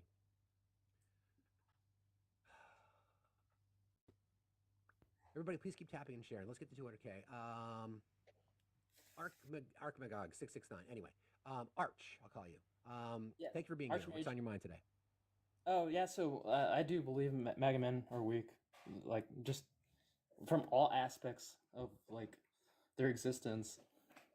Like physically, like I live in the South, and like 90% of the people out here voted for Trump, and like the men out here are like out of shape and like unhealthy. They smoke, they drink, they're overweight, they're obese, and from that standpoint, they're weak from that. And then like mentally too, they're uneducated, they're hateful, they're bigoted, and stuff like that. Yeah, they prove it to us every single day, and I find it interesting is why they're trying to defend themselves from being scared, soft, and weak. They're acting scared, soft, and weak. Yeah, and like the defense of it is insane, and like they project and stuff like that. Whatever they are, and whatever they're doing, they project it to everybody else. So like grape and all that stuff too. Like they defend it, and they're doing it like locally too, and then they defend that as well. I know, it's pretty embarrassing. Thanks for jumping in today, friend. I appreciate you. Mm-hmm. See you later. Yeah, again, everybody, this is, this is unfortunate. I don't normally carry people as long as I have some guests this morning on this particular topic, but it's to prove a point, right? It's to prove a point. Tells us once again why the bear continues to win, continues to, toxic masculinity continues to just overrun our society. You were literally in a position where you're attempting to find nuance, and Poetic asked the question, can you find a context where someone's saying that they have a sex in common with their daughter is okay? You make the accusations that it was taken out of context when it's his own words. How do you take something out of context? How do you defend any of it? The answer is you can't defend it, and you know you can't. But because you've gone all in on this narrative, you have to find some way to justify it. So what you'll do is you'll victim blame. What you'll do is you'll say, well, that wouldn't have held up in a criminal case. Really? What you don't realize is the facts of the case. Notice that he wouldn't answer the question. Eventually, I got it out of him. Yeah, I guess that would be considered great. But, really? You lose your conversation on morality when you enter the but. Yeah, and just a little point to the woman in the comments saying MAGA women don't want weak liberal men. They don't have that option of liberal men, unfortunately. So we're too sophisticated. Good morning, Maddie. How are you today? Good morning. I am all right. I just wanted to clarify. There's been a couple guests ago now, but about the E. Jean Carroll case. She was a couple things, but she was not even going. I'm sorry, I'm out of breath. She was not even going to sue him for SA. She was only going to sue him for defamation, and I feel like that's really important. And her lawyer, her lawyer talked her in to adding that to the case. And when she won, that wasn't even like monetarily the sum, like the biggest part of that. Yeah, the part of that also goes that the judge needed more information specifically to the defamation because it stemmed from the fact that she talked about sexual abuse. So it was kind of if we're going to do this, there needs to be more information. We need to connect it to something, and the connection was the sexual assault. So yes.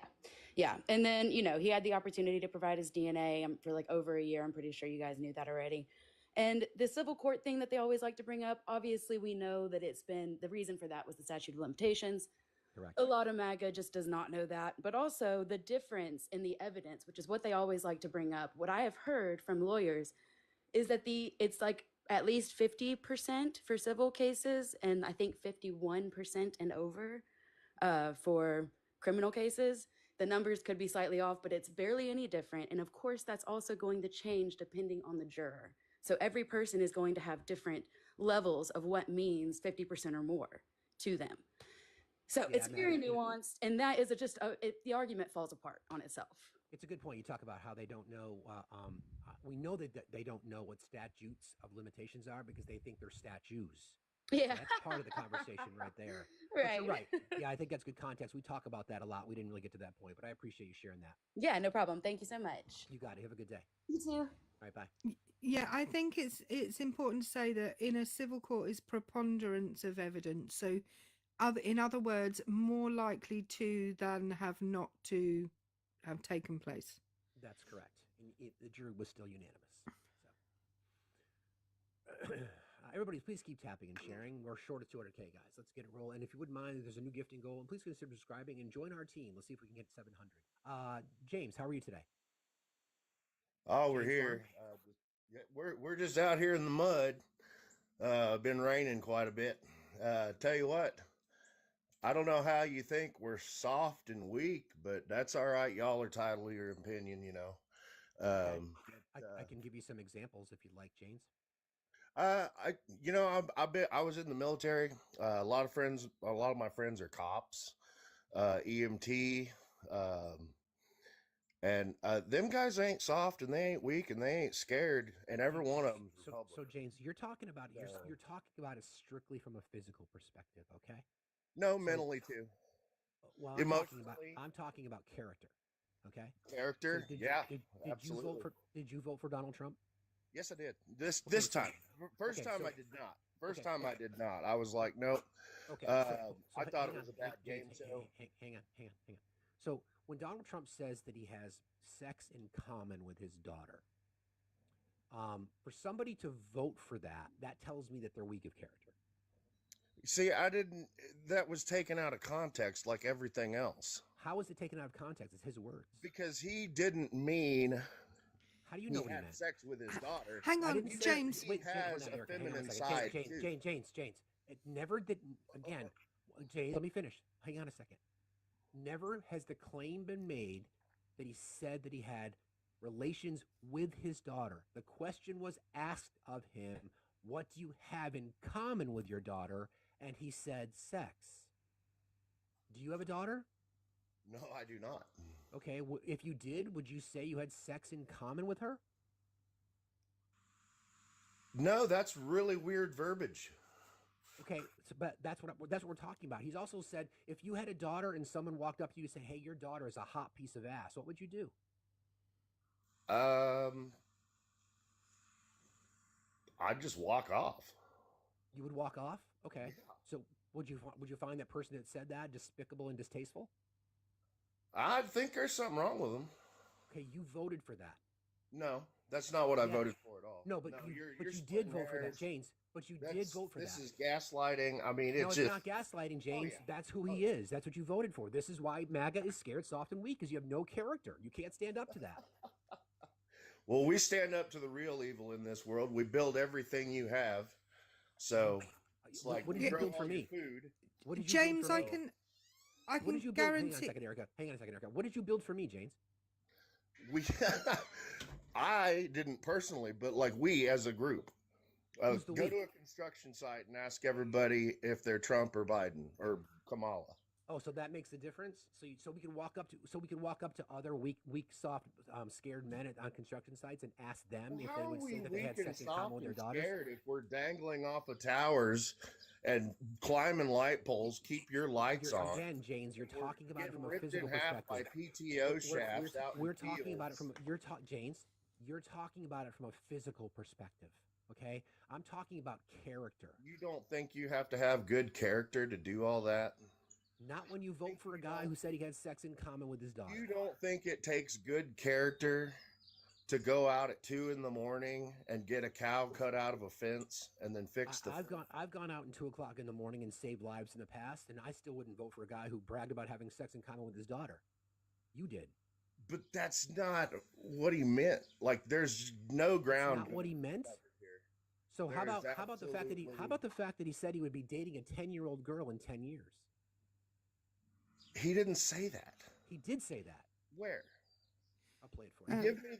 Give me the resource, and I want to see that. I'll play it. We can play it for you. Play it. Here you go. Fire it up. Allegations about Donald Trump's behavior towards women, ET discovered this footage in our archive, which we provided to CBS News. Soon. Thursday night. You're going up the escalator? I'm going to be dating her in 10 years. Can you believe it? 10 years old. I'll be dating her in 10 years. He also commented on his 1-year-old daughter's assets. Okay, listen to this one. On the TV show Lifestyles of the Rich and Famous back in 1994. Host Robin Leach asked about their daughter Tiffany, who was then just a year old. Now, Donna, what does Tiffany have of yours and what does Tiffany have of Marla's? Well, I think that she's got a lot of moral, and she's really a beautiful baby, and she's got Marla's legs. We don't know whether or not she's got this part yet, but time will tell. So we not only do we have the audio of him saying that he has sex in. Hold on, I'm not done. Not only do we have. What was wrong with that last one? What was wrong with that? Yeah. Commenting on your 1-year-old daughter, she's got great legs. We're not sure about her breasts. He didn't say great legs. He said mama's legs. Said no, he didn't. Listen, James, listen. Listen. No, shut up for a second. My dad said... I got you. You're busted. Listen. She's got Marla's legs. We don't know whether or not she's got this part yet, but time will tell. What about this part, James? We don't know about this part yet. You commented on your 1-year-old daughter's physical attributes, James?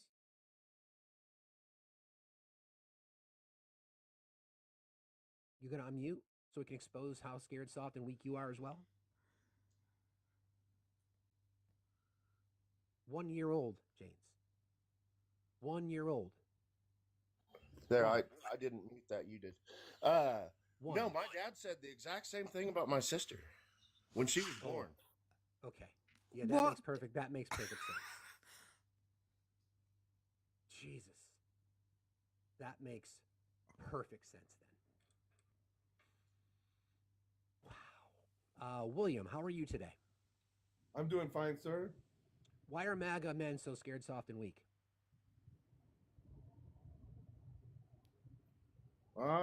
They are capitulating to Trump. Yeah, well, Perhaps. Or is it more that they are just scared, soft, and weak? And they're just like him. Yep. Soft, scared, and weak. Trump is a big pussy. I would say he's testicles, because testicles are weak and soft. If we call him a pussy, that means he's strong, strongest muscle there is. He's not strong. Doesn't he have a VJ under his chin? Well, yeah, again, sure. Can we not equate parts of Donald Trump's body to any part of a woman's body, because it's insulting to women all over the place. Well, I apologize then, but That's okay. I mean, you didn't do it harmfully. Trump's a joke. He is. Appreciate you being here, William. Thanks a lot. Again, I just would like to recap that conversation just briefly. At the end there, it was like, yeah, my dad used to say that about my sister all the time. Wow, that is crazy. That is just, wow. I don't even know what to say. Someone in the comments said, you're a divider. I bet you have dual citizenship. What, like Elon Musk? Good morning, Bella. How are you today? Bella? Bella, are you there? Bella, going once? Bella, going twice? Sorry. Man, oh man, this has been quite the exercise this morning. Let's bring up one of our friends. Hi. Hi. How you doing? I'm good. How are y'all doing this morning? I'm doing fine, thank you. I saw your video about the find out phase of the fuck around, so I'm looking forward to your series again.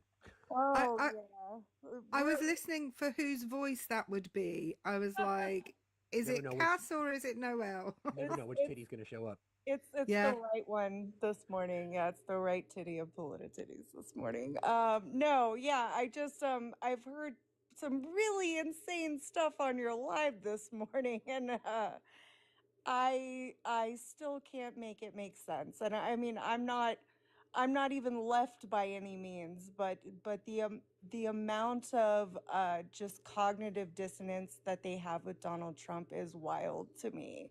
And I've had a lot of people call me MAGA in the comments. When I was commenting about naming evidence, I was speaking to the person who was talking about evidence in the case, but probably couldn't name a single piece of evidence that was presented at the E. Jean Carroll trial, like her years and years of journals with her therapist, her actual therapist testifying, things like that. I'm not MAGA. This podcast is not MAGA. So I just wanted to clarify that. That's for sure. Yeah, I mean, again, it's the call it whatever you want, the Gish Gallop, the moving the goalpost, but when confronted with it, the common thread is justification, or they don't care. Like it's okay to make comments about the physical attributes of your 1-year-old girl, your baby girl. Maybe how big their blue eyes are. Sure, maybe. Sure, okay. But their legs, we're not sure about the breasts yet. Really? I've known a lot of dads. I've never seen any of them make any comment like that. And I could at least speak for my own father that even if somebody were to make a comment about me at my 38 years of age, he would probably still throw hands with that person. So yeah. Exactly. It's a wild take. I don't understand that. I wanted to comment. Somebody come up here and said something about civil and criminal cases. I wanted to clarify this. In civil court, it is 51% or more, a preponderance of evidence. In criminal court, it is guilt beyond a reasonable doubt. What a reasonable person could not find, something wrong with. There's not really a percentage point there, but they have to prove the case to where a reasonable person could not find the case that they're proving to be factual. So I wanted to clarify that, but it's good to see y'all. I will hop back down so you can get ops, but I love y'all so much, and y'all have a wonderful day, guys. You too, friend. Happy New Year. See you later. Happy New Year. Bye. Bye. I also liked Cass's FAFO video, to which I commented, I'm a delight, so I'll be just fine. I'm looking forward to it. Yeah. Bring up Kira. I think Kira's going to do some mod announcements. My bad. Sorry, guys. It's been quite a morning. Good morning, my friend. Good morning, Steve. Good morning, Erica. I love Morning. seeing you up here. You bring me a smile every single time I see you on my screen. But to the chat, you guys, we have still not hit 200,000, and I've heard Steve myself ask for more taps twice. So I'm calling on the Power Tap Hour. If you are not already following Facts, please make sure you hit that plus sign. If you are, you guys, daily reminder, hit that heart. Send your one coin, the heartbeat. FYP loves that kind of things. When we see that thing float over Steve's head, it excites the FYP. There's 1.2 in here, and we have not even hit 400 shares yet. I've been just keeping my eyes on it, y'all. I'm like, come on, they're going to start sharing. They're going to start sharing. If you don't have anyone to share it out to, which I can't imagine that you don't, if we're on TikTok every single day, so I'm not even going to give you that excuse. Just hit the copy link. And yes, you can do that more than one times, and it will count as shares. More engagement, more engagement. Please consider joining our Discord. If you're like me and don't have the stomach for main media nowadays, I love the Discord because the facts stay pouring in. I thank you to everyone who contributes to that cause. Their resources are available. Also, consider subscribing. If you are a subscriber, you get a discount in the merch store. A lot of great merch right now for a lot of great causes. Including the banana hammock T-shirt. Thank you very much. Including that one. And Steve, you've done a great job of remaining zen today. So I am fucking zen. Thank you very much. I love it. I love it. I'm going to get out the way, you guys. Chat, as always, we appreciate you. You are the engine behind what we do here. We thank Steve for providing the space, having the contacts with all the experts that we get to talk to. But you guys are what keep us going. So thank you, chat. 300,000 likes. Here we come. And I'm out of here. Thank you, my friend. You have a good day. Happy New Year. You as well. Yeah. I'm glad someone bought the banana hammock T-shirt, Steve, even if it is you. Heck yeah. I wear it proudly. Wear it proudly. If we go to Old Orchard Beach in the southern coast of Maine, you'll know exactly what a banana hammock is. Oh, I know what a banana hammock is. Don't you worry. Batman, how are you today? Batman? Oh, great. I'm sorry. You got back. Do I have background noise? You do. Yep. Okay. Let me get into the clear a little bit. Okay. Really, my I'm not a MAGA. I did not vote for that idiot. But my question is this: those comments that he makes about his daughter, that he made about the 10-year-old little girl, the comment that he made about what was his name, the lawyer, his fixer lawyer, his daughter. If it's, and they will sit there and they'll admit to you that yeah, that's strange, or yeah, if somebody said that to my daughter or whatever, that they would, there would be a fight. Why is it that they make the excuses for Donald Trump? I don't understand that. Well, why they try to separate? It's because they're in a cult, and the worst thing, the number one rule of thumb is just like Fight Club. You can't say anything bad about the cult. And the problem is, a lot of them realize it. Like, you can hear it. Like, I've been talking to people, professionally for a very, very long time, most of my life, and you can see when the armor starts to get a crack in it. And when they're challenged on this kind of stuff, instead of realizing that they made a horrible mistake, what do? They get angry. They insult me. They want to fight. They want to throw down. I mean, you can imagine some of the direct messages that I get, literally about wanting to remove parts of my body, which shows us exactly that they're scared, they're soft, and they're weak. There's just no character. None. Where'd you go, Batman? Batman, are you there? Sorry, I'm on the public transportation right now. That's okay, brother. But I appreciate you. Yeah, no problem. It's just always strange to me. It's like these are weird things to be saying to little girls, 10-year-old little girls. I mean, I have like 9 granddaughters, and the whole reason I voted was for them, for their future, to protect them from, and I work. I'm Mexican American, so I live amongst the immigrant community. Born, raised, whatever. I'm a native Texan, and I know that there's always bad people in every demographic, but the majority of the people that I work with and live with and talk with, they're decent, hardworking people that are just trying to get by. I'm more afraid to send my children to church Yeah, I Then- hear that, man. I hear that. I think it's sadly, this is the world we live in now, which is why we talk about it every single day. Batman, but I appreciate you being here, friend. Thanks a lot. You have a good Yes, day. Be safe out there. thank you, Steve, man. You do a great job. Thank you, brother. Appreciate you. It is a weird, the people who defend their religiosity in an environment where children are abused at significantly higher rates than certainly at drag shows. That's for sure.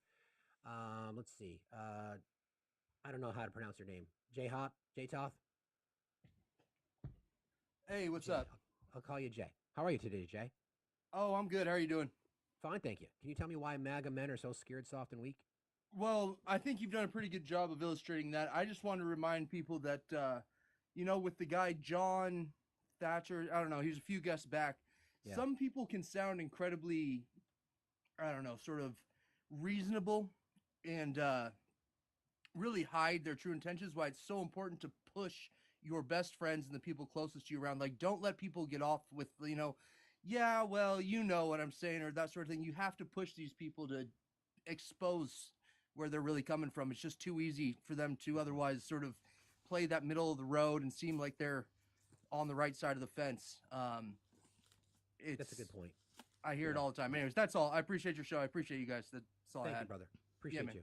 See you later. Take care. Yeah, that's Paige absolutely true.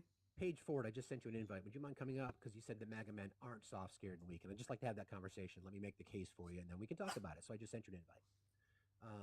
Everybody, again, I don't have to send Kira back up here because then there'll be issues. So we've got to do more sharing, more tapping. Please join our Discord. Link is in the link tree. We are streaming on YouTube. So we don't know the future just yet. Obviously, with TikTok, we know that the Supreme Court's going to be hearing oral arguments within the first week of January. A decision needs to be made prior to the 19th. I think people are feeling like perhaps now that since the Supreme Court agreed to take this case, that there may be a future for TikTok. We don't know yet. So I think we're trying to plan ahead. That's why you'll find me on Blue Sky. That's why you'll find me on YouTube. So please consider subscribing at both locations. I would really appreciate that. Thank you. Yes, I same love name on YouTube. that. There's a lot of people triggered in the comments right now. For those people, I just want to remind you, painting your nails and makeup was invented by men for men. Okay, Buzz, come up here then. If you'd have been alive 200 years ago, 300 years ago, the height of sophistication for a man was to wear a powdered wig, have rouge on his cheeks, and to wear high heels. So before we start that, can we just, point out the stupidity of it? And you know what, MAGA? Erica, don't you find it sexy? It's really sexy. There you go. GPD, how are you today? I'm good. How are you doing? I'm doing fine, thank you. Why are MAGA men so scared, soft, and weak? Hello? Hello. Yeah. How are you? Well, yeah, my belief is that MAGA men are majority white, and they are afraid of becoming a minority. I'm a white man, and I'll admit that I believe that that's what it is. I They're think you're right. soft because they're soft, and I mean it's that's why they want to do all these mass deportations. They don't want colored people in this country, and it sickens me. I agree. I think that's fair. I mean, we've talked about this before, and I'm glad you brought that up. I think the census reports that within 15 years, maybe by 2035, somewhere around there, something like that, that YT people will no longer be the majority in our country. And I think Yes. they see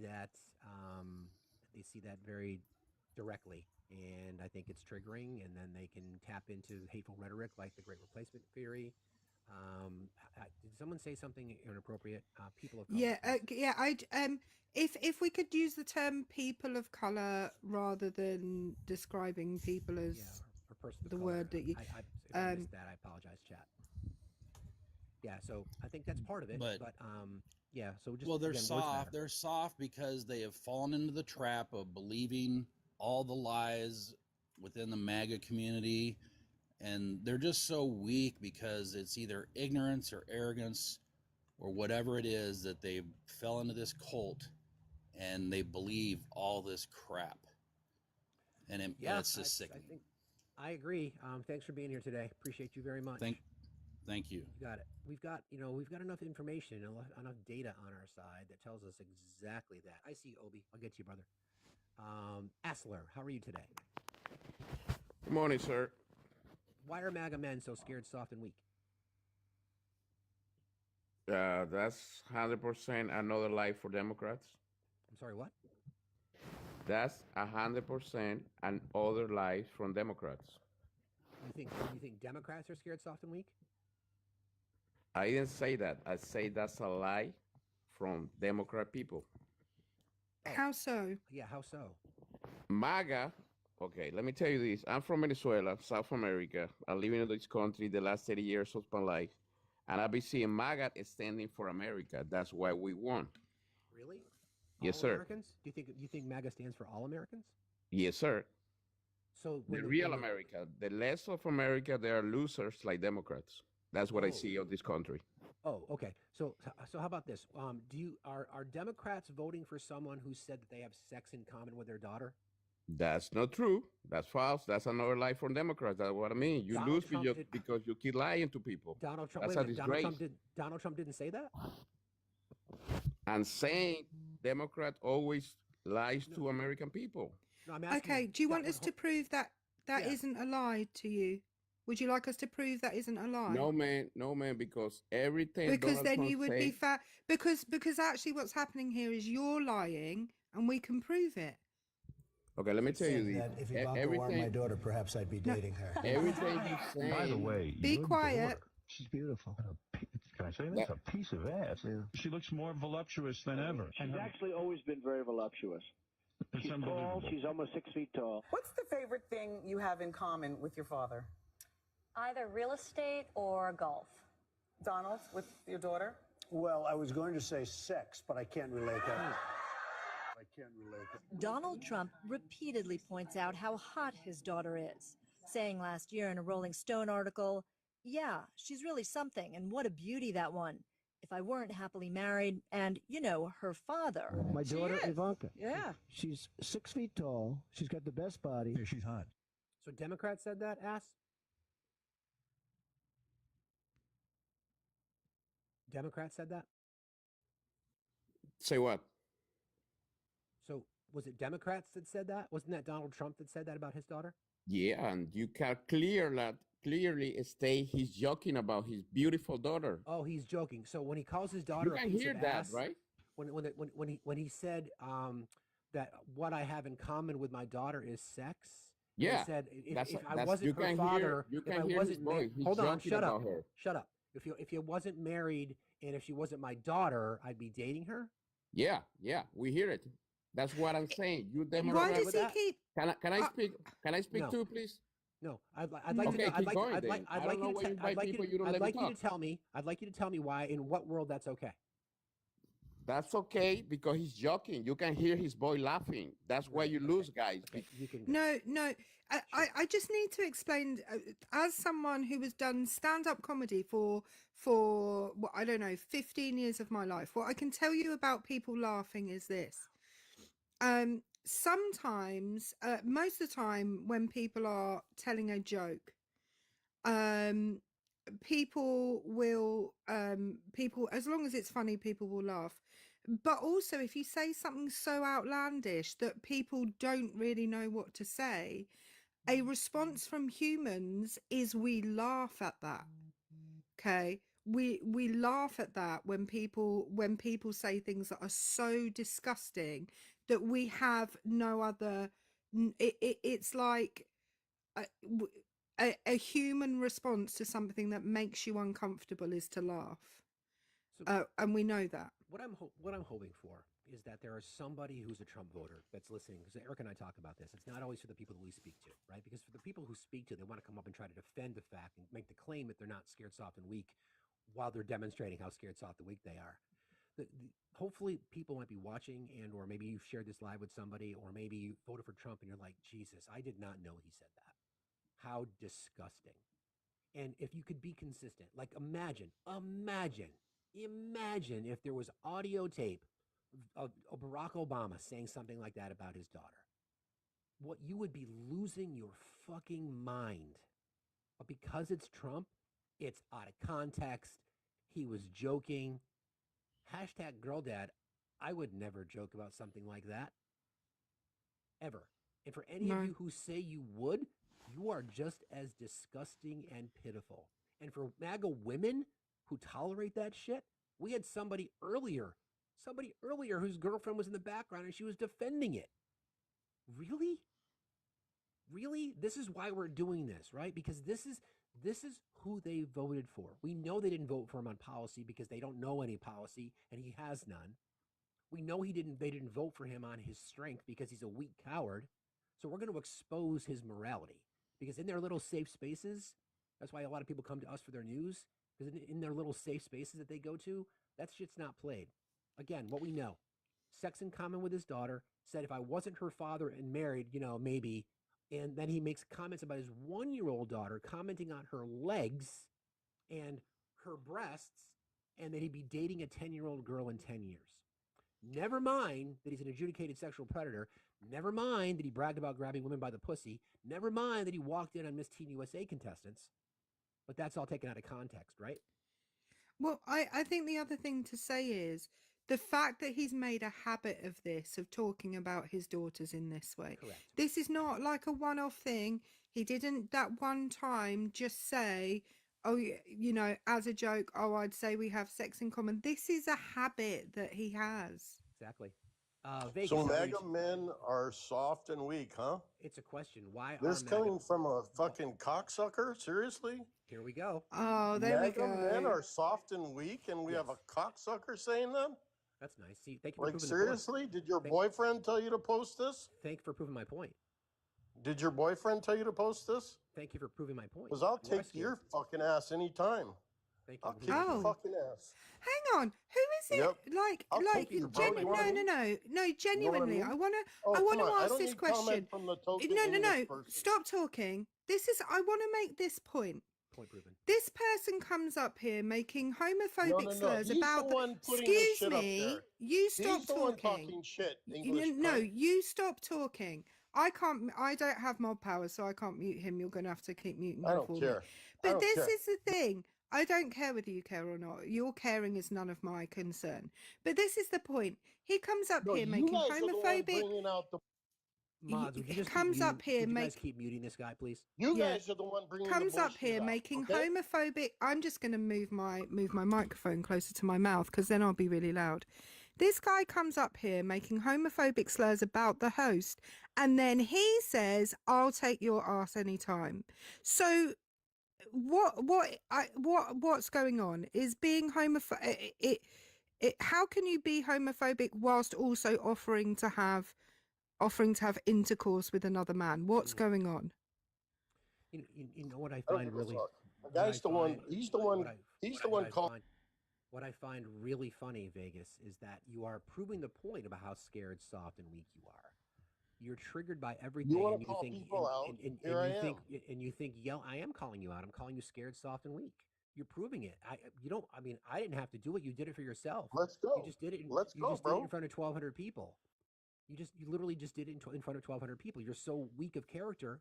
You're so soft that your only response to your emotions, your response to your emotions is through anger and threats. With your camera turned off, hiding behind your picture, in your safe space, defending a rapist, defending a predator, and your response to that is to go after me because you are so scared, soft, and weak. And again, you don't need me to prove it to you. All you do is have your lips over here. Hang on. You don't need me to prove it to you. You don't need me to prove it to you. You're proving it to yourself. Steve, could I just say something? His profile says, "I am a conservative, open to listening to liberals." Ooh. Apparently not. But I don't. Apparently do this kind of shit. No, you just sit in your safe spaces and throw insults at people and threaten violence. Thank you. He left. So honest, ladies and gentlemen, that's MAGA. So this is a call to the left. This is a call to the entitled left. The people who got so up in their fucking feelings that you guys couldn't bring yourself to vote for Kamala Harris because it wasn't perfect for you. That's what you handed the country to. People like that. Check yourself. For those of you entitled, weak-ass people on the left who decided because it wasn't perfect, that's what you got. Fucking own that shit. Own it. 2 years to fix it. Do better.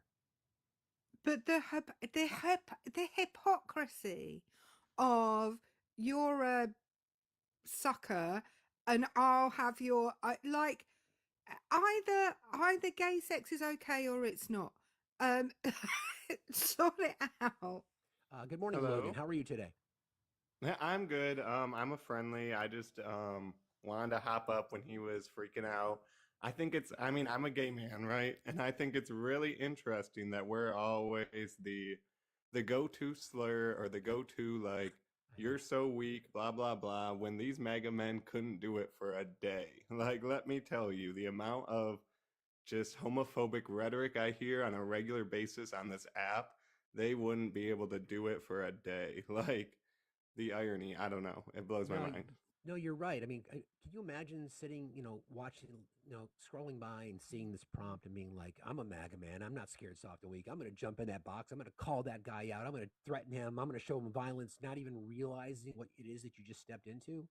Literally trying to defend yourself. I've said this before. Like, trying to defend yourself from being scared, soft, and weak while you're showing everyone how scared, soft, and weak you are. It's crazy that they can't hear it, right? Like, I don't know. I don't get it. It boggles my mind. And the fact that whenever they start to look bad or lose an argument, it immediately goes to, homophobic slurs every time. Whenever they're debating a man, a liberal man is always gauged to that. And I'm like, how did you get here? Like, how? I don't get it. But I know. Anyway, okay. Thank you guys. I appreciate you so much. Thank you, Logan. You have a good day. Thanks a lot. You too. You people are hiding behind microphones, only talking about this in social media. We know one can. What? I've seen that comment a couple of times. They're spamming with it. It's fun. Yeah, Pear James, I sent you an invite. Why don't you I know you have a lot of feelings that you need to work through, and we can consider this a therapy session, and I would be happy to kind of talk you off. You can sit on my couch. We'll cuddle. Appreciate it. And by the way, expressing your feelings is good if you express them in a healthy way. That's exactly right. I'll be curious as to, I know Obi's been watching this morning. So I'm sure your observations have been interesting this morning, right? Greetings and salutations, and as always, it is wonderful to be anywhere adjacent to Erica. Also, good morning, Steve. Thanks, buddy. So I've been listening this entire morning because I did one of those things where it was like 4:05 a.m. and I literally sat up like I had something to do on a day off. So. Not more math homework. I love you, my man, but my head exploded when I saw it. Like, what the hell are you sending me? It's the intersectionality between physical chemistry, physics, and mathematics. Oh, sorry. It's like, it's really hard for me to grasp most of it. It's a struggle. We'll lose but the anyway, chat, brother. We'll lose. Yes, thank you. Yes, hydrodynamics are sexy. That's all I have to say. Got it. So, okay. First of all, this last guy, I screen grabbed his profile, which of course his following list was private. Now, I'm not body shaming, but this is about physicality. If you're a guy that weighs 350 pounds, challenging a guy that is 6'2", 215 pounds, all we have to do is walk around in a circle. Mm-hmm. I'm light on And my feet. eventually your capacity for oxygen will lessen, and then we will just push you down, because that's what happens. That's how the human body works. So first observation is, it's incredibly funny how these grossly tough guys constantly come up here, DM me, send me your dress, come to Florida, come to, I don't know, some fucking town in some state I have absolutely no reason to be in. Last night, I got an interesting message from a guy who lives in San Diego and thinks he's a tough guy. So I basically told him, listen, we can meet on Saturday at this time at this gas station. It's halfway between us. Nothing. No response. It's like when you challenge somebody with words, right? People want to try to twist themselves mentally into not being able to say a word means what it actually means. Well, there's no response term- emotionally, so they resort to violence. I think Charlotte Right, has something the she term- wanted to chime. Yeah, I'm sorry. Okay. Alicia, Hey, something- Queen. Hey, Queen. How are you? Hey, Obi. I hope everybody had a Merry Christmas, Happy Holidays, whatever you want to call it. Same to you, friend. No, I just wanted to back up Logan, who was just up here real quick. I think it's hilarious that they just go straight to homophobic slurs and they go straight to transphobic slurs when, as Logan said, you think you're all this in a bag of chips, MAGA, but spend one day in our shoes. I bet you can't do it. Yeah. Well, that's You part of the privilege, right? cannot Part do of the it. privilege, Queen, right? They've been up on their pedestal for so Oh long yeah. and never been Oh yeah, challenged. totally. Yep. Oh totally. I mean, I was up for 5 minutes. I got up at 6 o'clock this morning. Was up for 5 minutes. Went into Pickles Live, and there was a transphobic dude up there already. I'm like, this is how I'm gonna start my day. Like, really? Like they would not last one day in our shoes. I don't care what they say. So I just wanted to back up Logan on that because I was like, hell yes, Logan. I'm right there with you. I would love to see them try to do this. They would fail miserably. So that's all I had. Thank you, my friend. I much appreciate you. Hope you had a good Christmas and a Happy New Year to you. Okay. You too. Have a good day. You too. Shout out to Lisa. Thank you, Lisa, for the $5 on Cash App. I don't know how you do it, Facts. Sometimes I don't know how I do it either, but thank you for that. I appreciate you. Hey, yeah, buddy. Zion request to get in the box. I have a leash and a collar for you. What Queen said, and the guest before whose name I just completely spaced out. Jordan. Sorry about that. I have no idea what it means to be a trans person, Logan, or a queer person, or a gay person, right? I have no idea. But what I do know is that those in my life that have more courage at the tip of their little toe than these MAGA men have in their entire body because they have integrity. They walk through life with integrity. Yes, they're fearful. They're fearful because of MAGA men. Yeah. Because of what they want to do.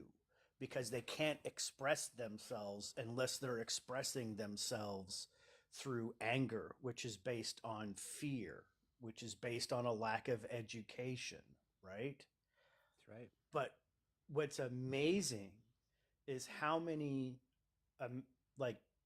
fantastic people who have been so patient with us, who have come up on these panels, who have shared their life experiences with us, and do so in a way not to make us comfortable, because that's not what it's about. It's just so that we can gain some understanding and go, holy shit, like I didn't know, or, gain some empathy.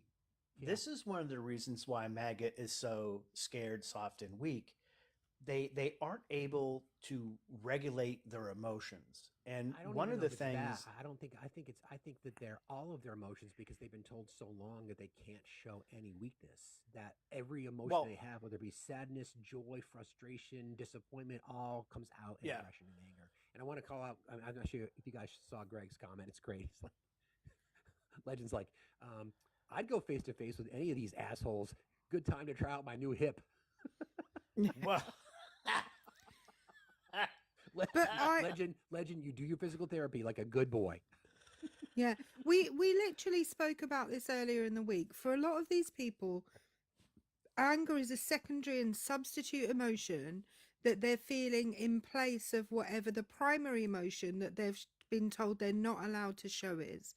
So sadness becomes anger, and the physical and verbal representation of that is aggression, right? Physical aggression or verbal aggression. And that's how it comes out. And to be honest, we need to stop this whole thing of masculinity being just this really defined, this is what makes you a man, because that's BS. I've known all different types of men in my life, and the ones that have been the most attractive invariably have not been the alpha males. In fact, if I meet a man and he calls himself an alpha male, then that is intensely off-putting. Well, on that topic, this is a sneak preview to tonight, Facts After Dark at 6 p.m. Eastern Time. What does masculinity mean to you? So we will be doing that tonight. So we have a new guest. You're welcome. What's on your mind today, friend? Yeah. So can you hear me? Yeah, I'm gotcha. new to this live thing. I'm not exactly sure how it worked.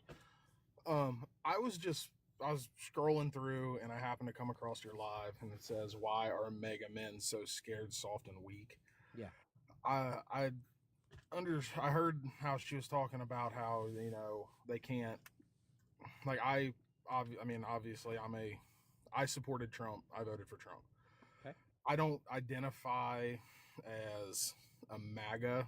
I just did what I thought was with in my best interest and what I thought, and I'm not the most educated person, so. Okay. But the thing I wanted to touch on was I don't think personally that it's people are scared, soft, and weak. I think it's more of an annoyance, if that makes sense. Can I give you an example? Can I put it in context? I'm not sure how long you've been listening as to why, because, and I appreciate you being honest, and we match energy around here. The problem is what we see is that the reason it triggers so many people that are MAGA is because everything becomes physical to them. Like they say, I'm not soft, I've got big muscles. I'm not weak, I work in construction. This is a character question, right? This is a character question. So let me ask you a question. Do you have kids? Yes, I have 4. A daughter? I have 3 daughters and a son. Hashtag girl dad, brother, okay? Would you ever say that you have sex in common with one of your daughters? What do you mean? Would you say, if somebody asked you, what do you have in common with your daughters, would you say sex? No. Would you when your daughter was a little girl, when your firstborn daughter, when she was little, a year old, did you comment on, not sure how big her breasts are going to get? Would you ever say something like that? I'm sorry, you cut out. What was that again? Would you ever comment on the physical attributes of your 1-year-old daughter, saying she's got her mom's legs and not sure about her breasts yet? Would you ever say something like that? No. Would you ever say that, identify a 10-year-old girl going up an escalator and say, hey, I'll be dating her in 10 years? No, that's kind of gross. Would you ever, if somebody said to you in front of your face with with your daughter standing there, hey, your daughter's a piece of ass, what would you do? Honestly, I would be physical at that point. That's the person you voted for. Because I stood up for my daughter? No, the person that you voted for is the person who did all those things that I just took you through. Donald Trump said he had sex in common with Ivanka. Donald Trump commented on his 1-year-old daughter, Tiffany, commenting on her legs and her breasts. Donald Trump said he'd be dating a 10-year-old girl in 10 years. Donald Trump said that if he wasn't married or if Ivanka wasn't his daughter, perhaps he'd be dating her. Howard Stern, to his face, said, your daughter's a piece of ass. And instead of pushing back, he said, yeah, she's quite voluptuous. That's the person you voted for. That's why we say MAGA is, in particular, soft and weak, but scared because when they get challenged on it, what they do is they resort to violence. I mean, I can't deny or say, because I have no idea if he had said anything. I looked I at can play you the audio if you want to hear it. No, I mean it is what it is. Like, I mean, I don't agree with those things, but I agreed with certain things on his But policy. you voted for that, Jeff. You've got daughters. Well, it was to me. Help It was the lesser. Hang on a second. Help me square this, okay? Help me square this, okay? You've got 3 daughters. Again, hashtag girl dad. Obi's also a girl dad. We've got this in common, okay? We've got this in common. So your beautiful baby girls, right? You voted for a guy who's bragged about grabbing women by the pussy. You voted for a guy who's an adjudicated sexual predator. You voted for a guy who said, when asked what you have in common with your daughter Ivanka, you say sex. Howard Stern to his face says, your daughter's a piece of ass. He walked in on Miss Teen USA pageant contestants, teenage girls, minors, when they were in various states of undress. All these kinds of things. You voted for that. You can't just say, well, I voted for my own best interests, because this is the full picture. I understand what you're saying, but like I said, I voted for his policy. I voted for him the first term also. What policy could he possibly have that would say to you that it's okay to vote for a man who views women like this, has talked about women, including his own children, in this way, has been found liable in civil court for SA? Because there is nothing, and I heard you say the phrase the lesser of two evils earlier. What on earth could the Democrats be proposing that you think is so bad that you would vote for a man whose character is like that?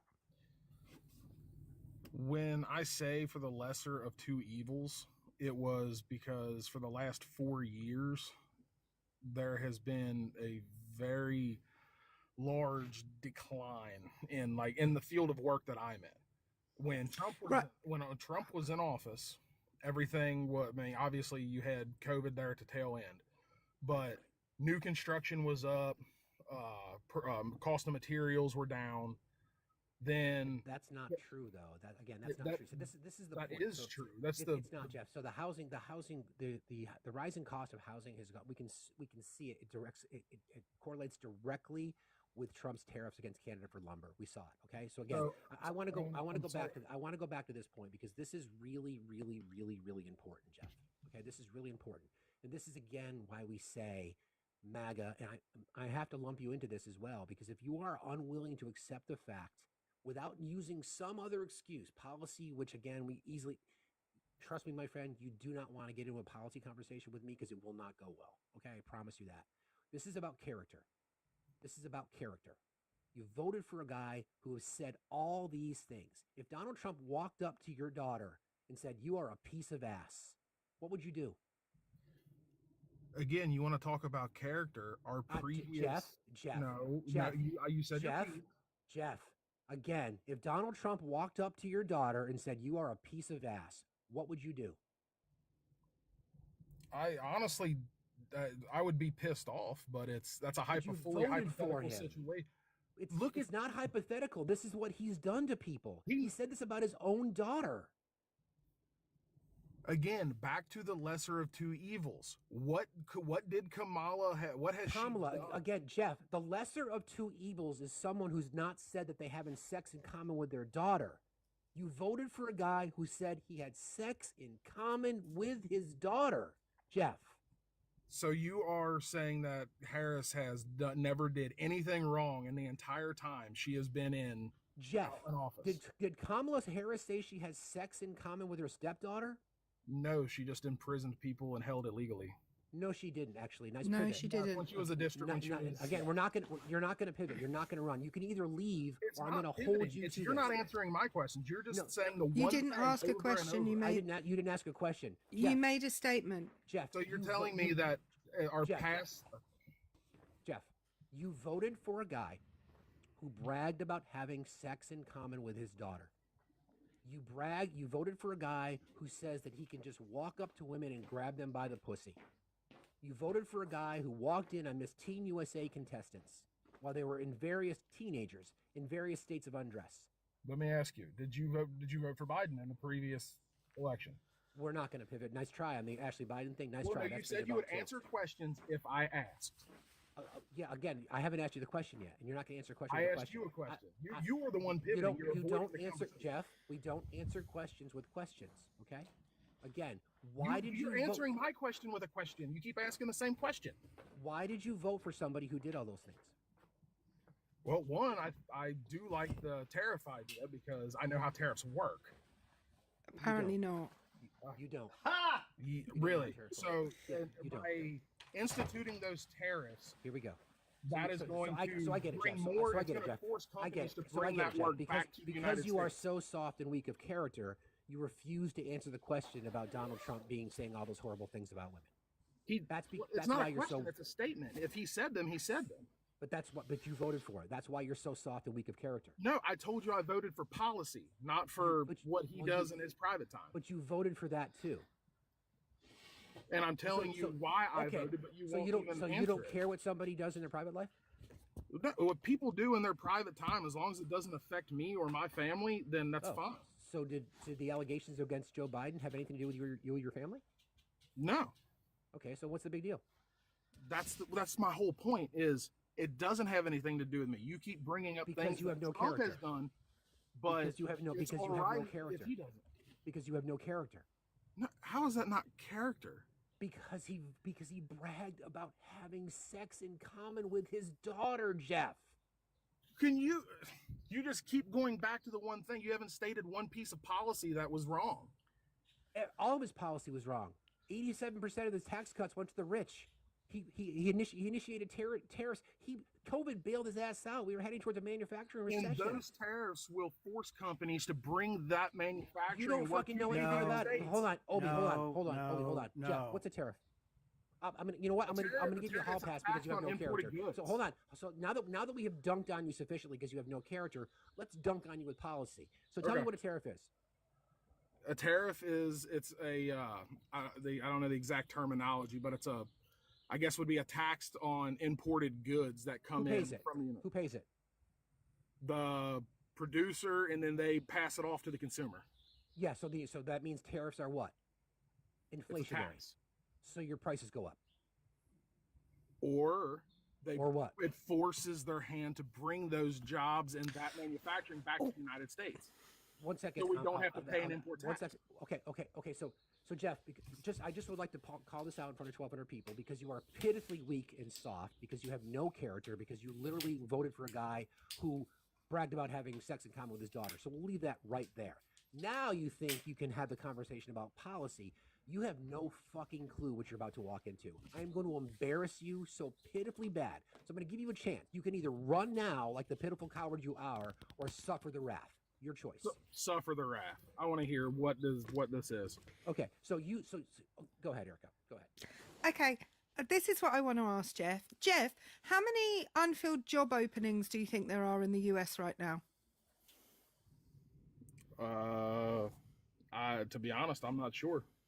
7.9 million as of the end of November, Jeff. So here's my question to you. All these jobs that you're going to be bringing back from other countries to the US, when you've already got 7.9 million open jobs and Trump is also talking about deporting a load of people, who are you going to get to do those jobs that you bring back?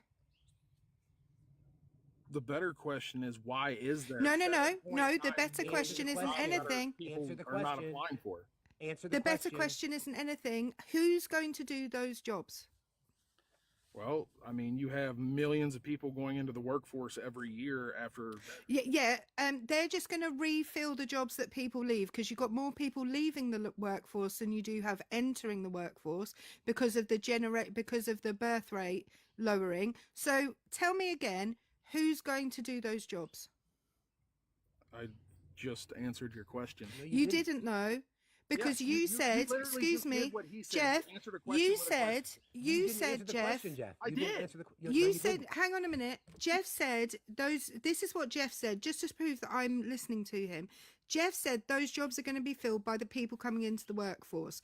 The problem is you have more people retiring from your workforce than you have new entrants to it. If you don't have, well, even with immigration, you have more people retiring than you do have entering the workforce. So let's just be generous and say that the same amount of people are coming in as are leaving every year. Who's going to fill the additional jobs coming from other countries? And let me I'm going to add to that. By the way, you guys seem to have this fantasy again because you're so weak and soft of character. You have to try to find something to support your vote. But let me tell you something, guy. If stupidity were flowers, you'd be spring. Let me Okay? ask you Because this: you are if the you tariff are thing didn't you work, are clueless. You are then clueless. why did Toyota, which is a Japanese company, No, bring you haven't bring answered anyone's 90% of questions, their and now you're manufacturing trying to to the answer United again. States? You're just you don't know how it works. Weak. So here's the simple question. You're next, Obi. Here's the simple question, Jeff. Here's the simple question. Okay. In your fantasy world of delusion, because you know nothing about this, if all of the products that we make that we now import from China were suddenly made in the United States, do you think they would cost the same? No, the price would go up because the price of labor is more in the United States. Right. So then tell us tell us again how tariffs are good. Because all you guys have in your little soft, weak feelings for the past 4 years have bitched about the price of a gallon of eggs. And now suddenly, because Trump says tariffs are good, now you're going to be okay paying more? I buy my eggs by the carton, not the gallon. It's a joke, my guy, okay? It's a joke. You obviously don't understand satire. So all you guys have been doing has been bitching about everything for the past 4 years about the cost of everything. You just admit the prices are going to go up. How is that suddenly okay? Again, if flowers were stupidity, you would be spring. You can't explain it, can you? No, the prices are going to go up no matter what because cost of living increases.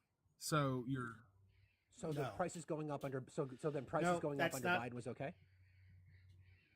On what do you mean by? I mean the prices are going to go up yearly no matter what. You can't control. Yeah, no shit. But you guys, Trump promised you he was going to lower your prices and end inflation. Did you believe him? I don't think it's impossible to end inflation, but I think he said that slow the rate. But he said it. But the rate could be slowed. He said it. He said he's going to end inflation. No, he can't. Do you know what the inflation rate is, Jeff? The inflation rate, it's like 9% right now. No, it's 2.7%. Do you know what that's 2.7%? Do you know what the inflation rate measures? Do you know what it measures? Again, if flowers were stupid, you'd be spring. Let's ask him a basic question. Is he aware of the fact that when President Trump's first term ended, he lost 2.9 million jobs? He didn't make a single job. He left with a net negative that was job because rate. of COVID. He had and the Democrats claimed these new jobs when it was just the jobs that were taken away. Hey, stop talking. Shut Stop talking. your mouth. First of all, listen. Try to don't learn. fucking talk to me. He lost. Shut your mouth. My guy, you are the softest and weakest person I've ever met on this space. So you can. I handle like it. how You can't, then leave. He lost more. I haven't leave. interrupted. Shut I haven't. your mouth. Then leave. Shut your just leave. mouth. You don't like it. Before COVID, he lost more manufacturing jobs than any president in the last 100 years. That's an absolute fact.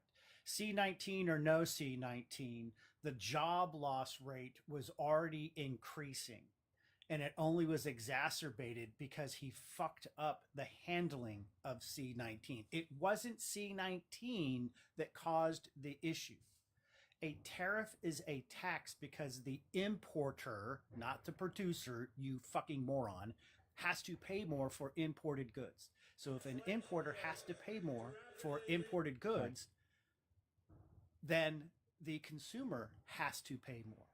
The problem with tariffs are that the way Trump wrote them is they're broad-based. They weren't backed by any legislation, meaning they had no mechanics behind them. You have to have mechanics behind a tariff in order for them to be effective. There is no manufacturing here in the United States. We are at peak manufacturing.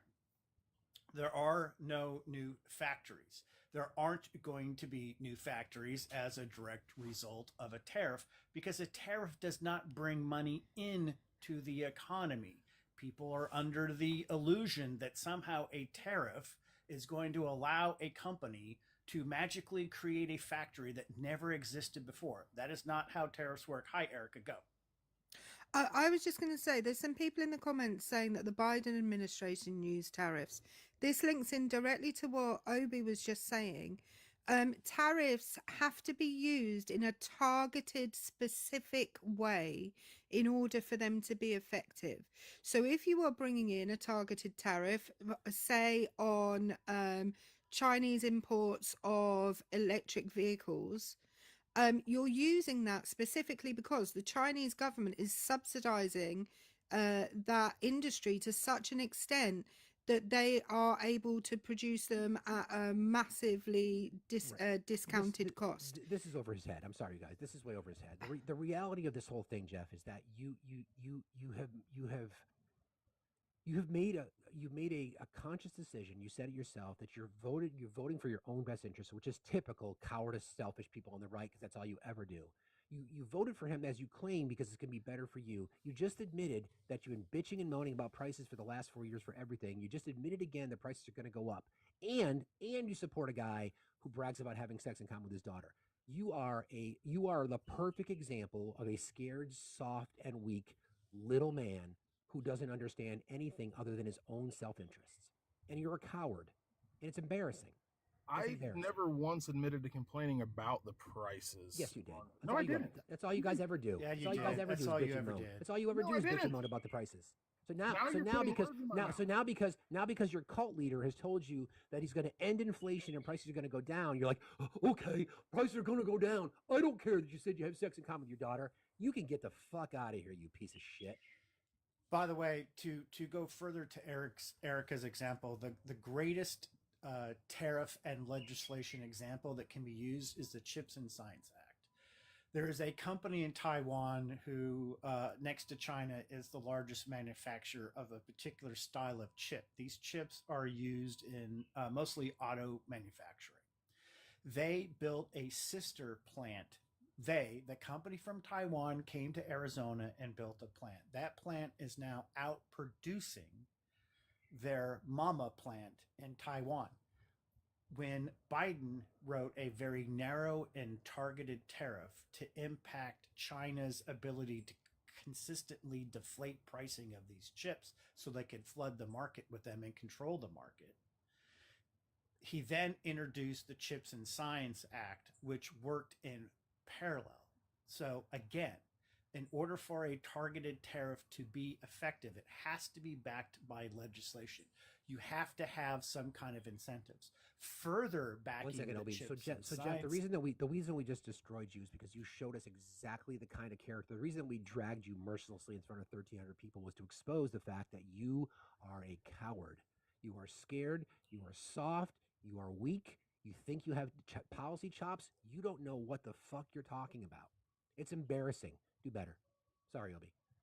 Yeah. So further backing the Chips and Science Act is the Infrastructure Act. And what we know is probably for the next 10 to 15 years, there will be actual, not only construction sites for expanding existing manufacturing, there will be roads and bridges and tunnels built that will be used for hundreds of years. And it's because President Biden understands economics. The reason why he understands economics is because he surrounded himself with people that were smarter than him, that knew more than him. And he had the ability to listen and comprehend things and then go about setting an agenda based on the best advice from those who are qualified to make advice. Exactly. JEC, good morning. Thanks for being here. JEC, are you there?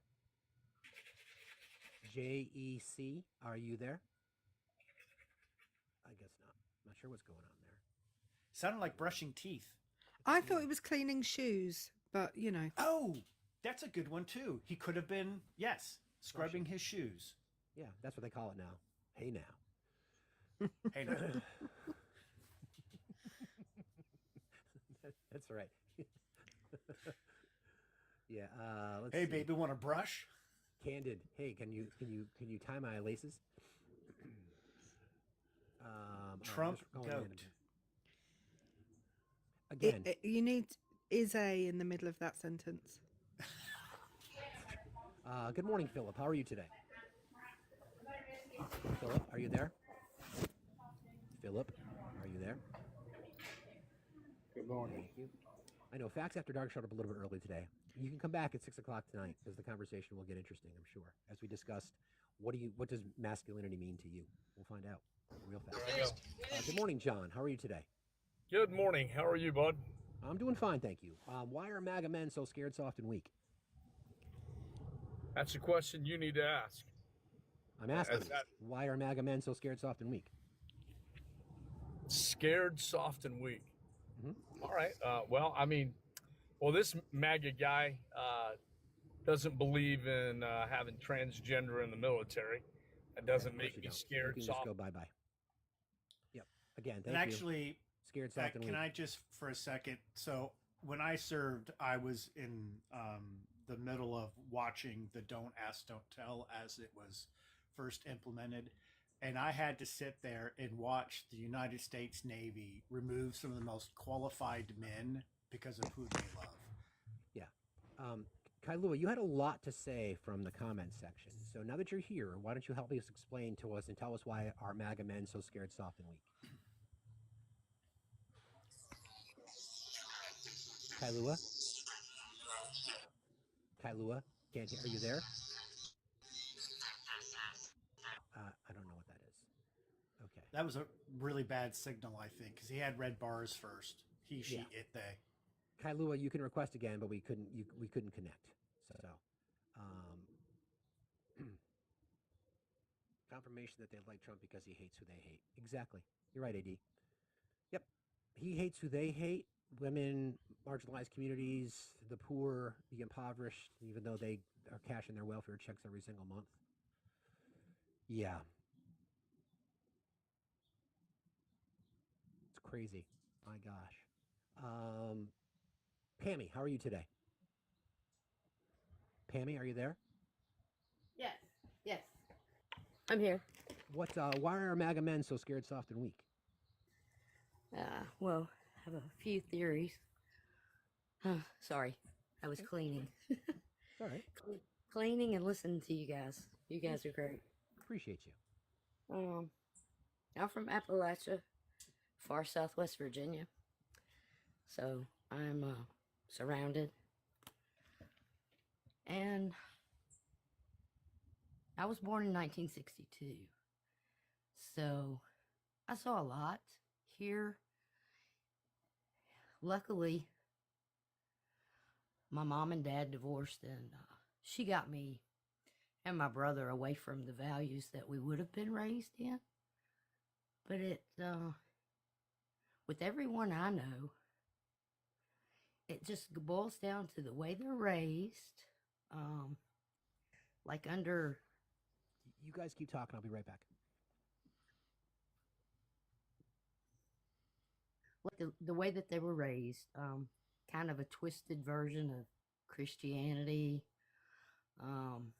complete isolation as far as getting to know any people outside of their normal lives.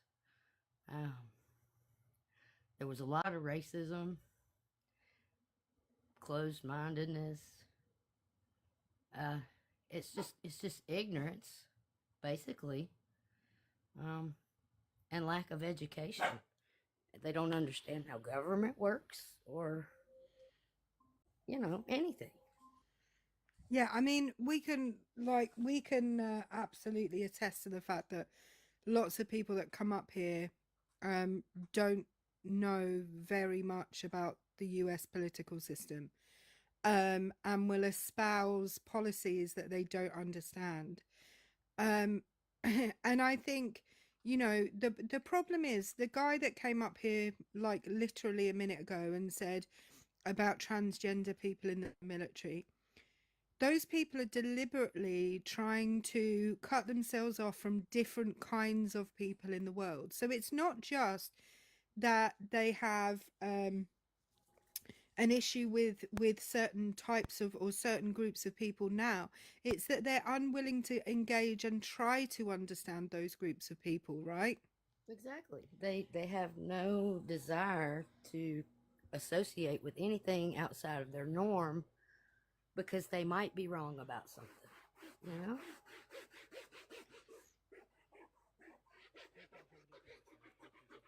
Anyway. We can't hear you, Steve.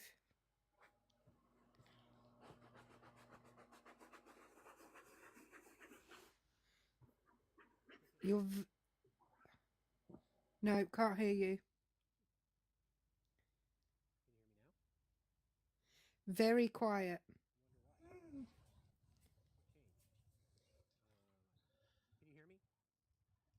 Barely. Ask one of your children to come help you.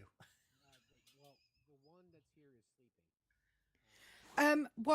While Fax is getting his sound sorted out, guys, I'm not angry that we're only at 355,000 likes, but I am disappointed. And so I'm gonna ask you, can you try speaking again, Steve? No, it's still really quiet. Please, can you tap the screen like your literal life depends on it? I want your fingers to fall off. I don't actually. Still very quiet. I don't want your actual fingers to fall off, but certainly some carpal tunnel wouldn't go amiss. Don't. Try again. Any better? No? Still really quiet.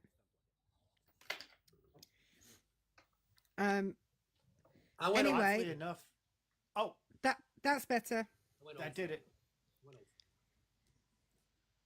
I'm unencumbered, as they say. Hey now. But are you wearing a banana hammock? You're damn right I am. Banana hammock available in the merch store. Okay. Anyway, if you can all give yourselves carpal tunnel by tapping, I want to see us up to what's the time? I want to see us at 400k likes within the next 5 minutes. I also want you to share the living shit out of this live, please, and subscribe if you are able to. Can you also go up and touch the little heart at the top of the screen to join the team? It costs you 1 coin, and if you're able, please do give the host. Thank you. Ed, how are you today? Ed, are you there? Ed Kuiper 391, are you there? Ed, are you there? I guess not. Ed left. Everybody, please keep liking and sharing. Thank you for 400K. Let's get to 5. Tanya, how are you? I'm doing well, you guys. I'm a friendly, but just real briefly, I think the main reason why I think that MAGA men, well, MAGA in general, but men specifically, are scared, soft, and weak is just because of a couple of people have already brought it up. It's about a matter of like becoming marginalized in their own lives. You know what I mean? My son's father is first generation Mexican American. His mom came here illegally. Or I shouldn't say illegally because nobody's illegal, but she came here without formal paperwork. And so the fact that he voted for Trump was like completely mind blowing. And all 3 times. Our son is 20, he'll be 23 in February, and he's part of the LGBTQIA community. And when he voted for him this last time, my son, was like, my son could have went to him and said, you voted against everything having to do with me. I'm Mexican and Puerto Rican. I'm in the LGBTQ community. I'm middle class. Like, he could have picked any other one of those things to say, like, here's why I'm going no contact with you. But instead, what he did was he's like, you voted against every single woman in your life. You voted against your daughter's rights, your niece's rights, all of my cousins' rights that are female. And for me, that was like huge because I know that my son understands that what needs to happen is way bigger than he is, right? And so I think that that's why ultimately that they are scared, soft, and weak is because they can only internalize, they can only see their own self, and they can't see everybody else around them. That's well said. There's so much to that. I think a lot of it is that they're selfish by nature. I mean, conservative voters have always been deemed as selfish. They vote for themselves, their own rights, their own liberties, their own freedoms, their own wallets. Whereas the left, we tend to vote for the greater good, the bigger community. But thank you for saying that, Tanya. I appreciate you very much. Have a good day. You too. Weird. I don't like having the sound in my. It's weird. It just sounds different. Ah!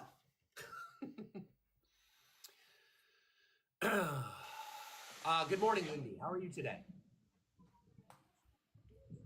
Lindy, are you there? Are you there? Lindy? No, that's by accident. Okay, no problem. Thank you, friend. Appreciate you.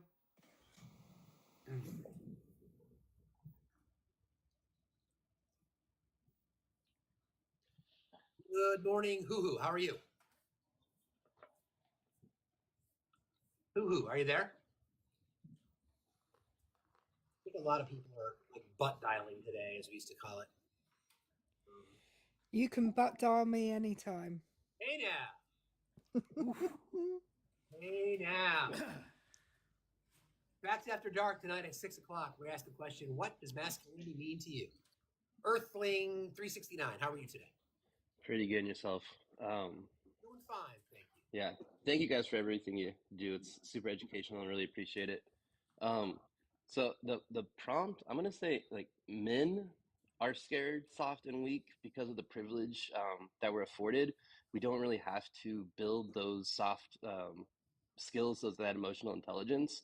And the MAGA men take it to the extreme because they're the group that really hasn't done anything to do any kind of self-reflection.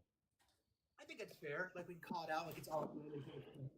I think there are a lot of men that are much more advanced in connecting with their feelings than many others. I do think it's or skews heavily in the direction of MAGA men in particular because we see it every single day. We've seen it so much. So much. Yeah, that's it. I just wanted to say then, thank you guys. Appreciate it. Thanks so much. Can I just say, I think the butt dials is my fault because I asked people to tap so vigorously that their fingers fell off. But keep doing it, guys. Like, I gave you 5 minutes to get to 400. We've had 10 minutes and we're at 450. If you carry on like this, you can all butt dial me, okay? Yeah. CJ, good morning. Good morning. How you doing? Well, I apologize if I sound raspy. I'm getting over some like that post nasal drip crap. It's the wonderful thing of this time of year, you know. I agree. Why are MAGA men?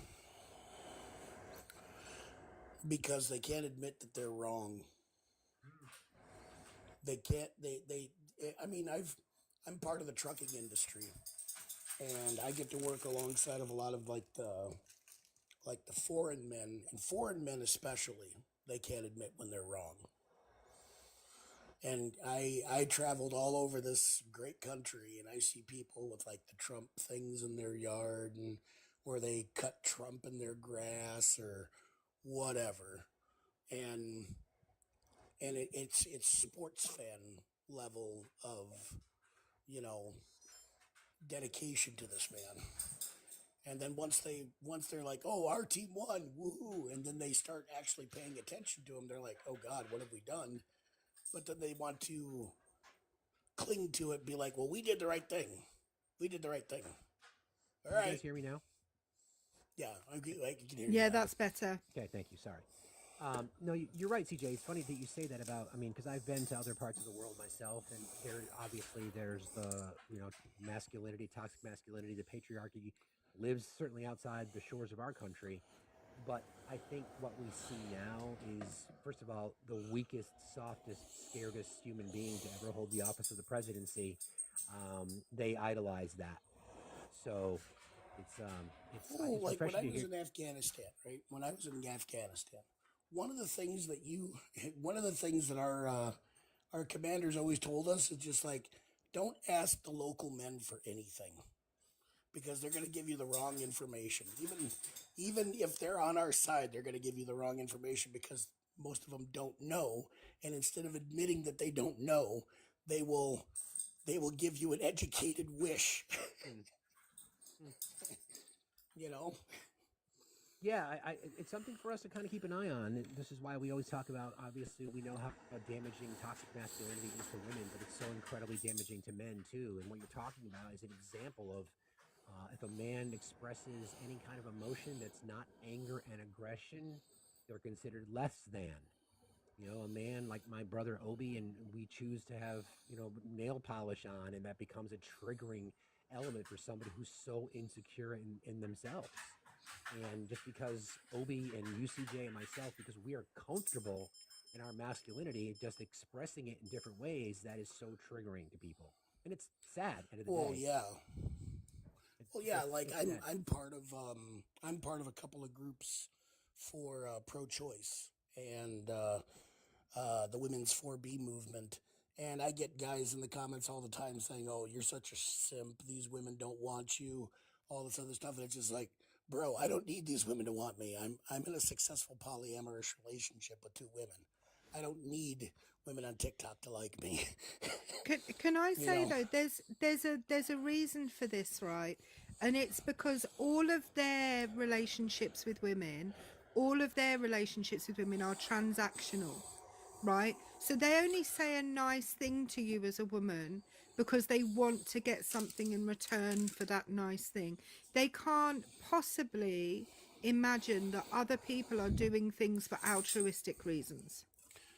Right. My partners are with me because they want to be with me. They don't need to be with me. Both of my partners make over $70,000 a year. They don't need my financial support. They're with me because they want to be with me. And that concept blows a lot of guys' minds. Thank you for coming up, CJ. It's refreshing. I appreciate you Yeah. being here. Hey, Have a good day. I appreciate watching you guys. Have a good one. Got it. Be safe out there. I think this is really important that people understand the transactional nature of some men's relationships with women. They give you a gift because they expect something in return for it. They say something nice about you because they expect something in return for it. They take you out for dinner because they expect something in return for it, which is why I try and pay for myself whenever I can. If, especially on a first date, I'm not having anybody think that I'm going to give them anything because they bought me dinner. Hey now. Good morning, friend. Happy Hanukkah, by the way. And happy Hanukkah to you too, Obi. And happy Kwanzaa to our friends out there. Thanks for being here, friend. What's on your mind today? Yes, thank you, Steve. Merry Christmas to you. Happy Hanukkah to my friend Tony there. But I've been listening all week, as, and Obi likes to say, you guys members of the tribe. yeah, we're members of the tribe, and I've been listening all week, and it's astonishing to me how often they prove your background. It's just you don't even have to say much of anything, and they just prove it. And I've been trying to think about this all week, and I think one huge aspect of it, and you've brought it up numerous times, Eric has mentioned it, everybody's on this panel's mentioned it, but most of it is fear, and most of it is inadequacy. And I think a big part of that is so many of them refuse to become, they're always talking about real men and this and that, but they refuse to become complete men. And they can't get in touch with sides of themselves like, okay, maybe this guy can beat me up. Fine, beat me up. I can't bench 500 pounds, but you know what I can do? I can pick up my son and make him feel better when he's down. Damn straight. Okay. I can help my wife when she's going through things. I can listen to other people. I can empathize with them. I can kind of see where they're going with. I don't have to always agree with people. I don't have to always understand their lifestyle. I don't always have to completely see their perspective, I guess, but I can say, I understand, I listen, and I appreciate your right to do that. I appreciate your wanting to do that, and I don't have to give you a hard time about it.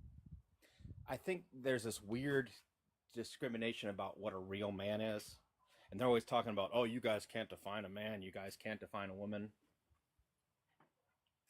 We can't, and you shouldn't. I don't think there is such thing as a real man. I don't think there's such thing as a real woman. I look at it as, are you a decent person? Are you a good, decent person who goes out every day and you try to help others and you try to go out of your way to learn about others and appreciate and learn more about the world around you? Or are you just angry because other people are getting good things? Other people might have a chance to be happy in life. That's what I'm seeing with them all the time is there's this constant, I'm trying to think of the way to put it. I guess it's like they feel like there's a hole in their lives. And for whatever reason, Trump and all his nonsense is filling that hole for them.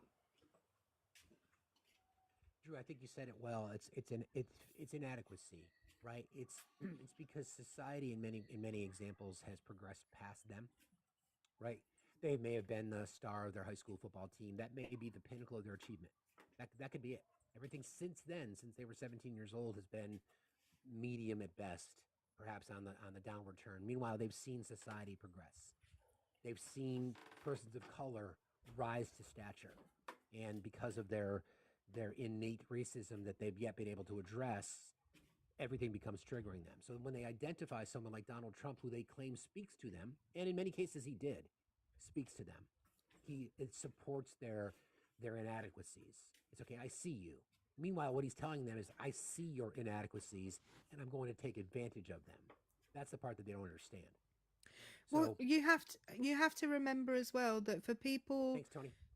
For people who have lived their whole lives at the top of the food chain, as it were, equality feels like oppression, right? And sorry, my dog is telling me he wants something. I'll be back in a second. Okay. I can relate to that, Erica. Yeah, I mean, I think it's this complicated thing. Again, we're going to do a live tonight for Facts After Dark at 6 o'clock about, what does masculinity mean to you? And I think what you're talking about is part of what we have to unpack. Is masculinity even the wrong word? It's like what's the initial reaction? I'd ask our ladies in the chat, like when you think of the term masculine, do you have a negative connotation out of the gate? And I think most people would probably say yes, and that's because I think it's equated with toxic masculinity. Now, I would never ever use a descriptor as calling someone masculine. Like, and why? Like, do we want to take that back? Is it okay to feel and or express masculinity? And what the fuck does it even mean? It's like everybody else. Like, I would look at my brother Obi and I would say, "You're one masculine fellow, my friend." But is that negative? Would that be a compliment? I mean, it's hard to say, right? I mean, that's part of this conversation. And to your point, Drew, I think it's because of inadequacy. I think it's because there's this emptiness. I think you describe it as emptiness or a gap or a hole in their lives. It's never going to be filled. So like everything else, when our brain processes things and we don't have the answers, we tend to fill it with things, which is where a lot of our fear comes from, a lot of our anxiety comes from, right? In this case, it becomes filled with rhetoric and hate because we see it all the time. And then what makes it worse, when they're challenged by it, we see their fear, their softness, and their weakness. And men like Trump have done that through history, where they know that's where you can hit weak people. Is you can say, I'm strong, and if you're with me, you're going to be strong too. And it's not your fault that you're not able to pay your bills. It's the immigrants' fault. It's those trans people who want to use your bathroom that are making your children unsafe. Exactly. And for whatever reason, that just resonates with people, and they're like, "Oh yeah, it isn't my fault. Yeah, let's get them. Let's make America great. Let's take America back." And who are you taking it back from, dude? That's right. Hey, Drew, thanks for jumping in today, brother. It's always good to talk to you. Hey, thanks again, as always, Steve. Have a great weekend, bud. You too. See you later. Bye. Bumpa, I invited you up because you said I made some false assumptions. I have no idea how people outside of my bubble think. Okay. Well, thanks for being here. So why are MAGA men so scared, soft, and weak? Well, we're not scared, are soft, are weak. You just have a different Okay. point of view. Well, I can And give you what I examples. hear as and to hear is a lot of bubble. I can hold on. I can give you examples of why I think MAGA men are scared, soft, and weak, and we can talk about those. All right, shoot. Okay. So, do you think a person who is strong of character would vote for someone who has said they have sex in common with their daughter? I'm sorry, would you repeat that last part? Yeah. Would a person who is strong of character vote for someone who said that they have sex in common with their daughter? Sex in common with their daughter? Mm-hmm. I've never heard that. Donald Trump said he had sex in common with his daughter. That would be an I would example have of to being research weak. that. Oh, I can play it for you. Would you like to hear the audio? Sure. Okay. So that would be one example. So when I play it for you, I guess the question I would ask would be, would you be able to hear it at face value? Would you be able to hear it for what it is? Said that if Ivanka weren't my daughter, perhaps I'd be dating her. You know? By the way, your daughter, she's beautiful. Can I say this? A piece of ass. Yeah. She looks more voluptuous than ever. She's actually always been very voluptuous. It's She's tall. She's almost 6 feet tall. What's the favorite thing you have in common with your father? Either real estate or golf.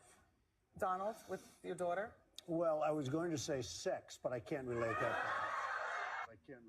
Donald Trump repeatedly points out how hot his daughter is, saying last year in a Rolling Stone article, "Yeah, she's really something, and what a beauty, that one. If I weren't happily married and, her father." My daughter, Ivanka. Yeah. She's 6 feet tall. She's got the best body. Yeah, she's hot. So, that would be an How does example that, to how me does of that say somebody- he had sex with her? I didn't say that. I said he Okay. said that he had sex in common with her. Sex in common. That was the I don't question. have any idea what that means. And a lot of times I don't know what Trump means. So Ivanka was asked, "What do you have in common with your dad?" She said, "Real estate and golf." The same question was asked to Donald. He said, "Sex." But what did he mean? You're proving right now about being soft and weak. No, I'm not. I'm don't asking a think- question. What did he mean? What is your interpretation of what he meant? What do you think he meant? I have no idea. I honestly have no idea. So, okay. So, do you have a daughter? Yes, I do. A wonderful Okay, daughter. if somebody okay, cool. If somebody said to your daughter to your face, "Your daughter is a fine piece of ass," what would you do? I would be taken quite aback by that. So, but you voted for someone who didn't do anything about it. In fact, when Howard Stern said your daughter's a piece of ass, Donald Trump said, "Yeah." Yeah, well, Stern's a pig. Yeah, but no, Stern's a pig, but Trump is a pig too because it was his daughter that Stern was talking about. I realize that. So this is what I'm saying. So I'm not sure if have you ever heard that audio before? No. How old Okay, is it? so then now that you've heard it, do you think that is acceptable behavior? No, of course I don't. Okay, that's the person you voted for. Yeah, I voted for the lesser of two evils. So, okay, that's a nice pivot. So did Kamala Harris say she had sex in common with her stepdaughters? This is why I didn't vote for Kamala Harris, all right?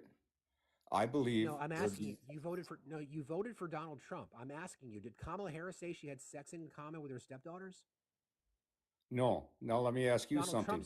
Donald Trump said, Let me hold on, ask you I'm not done. Donald Trump said he had sex in common. We're going to talk about this, okay? Because this is the prompt. This is an example of why you're also soft and weak.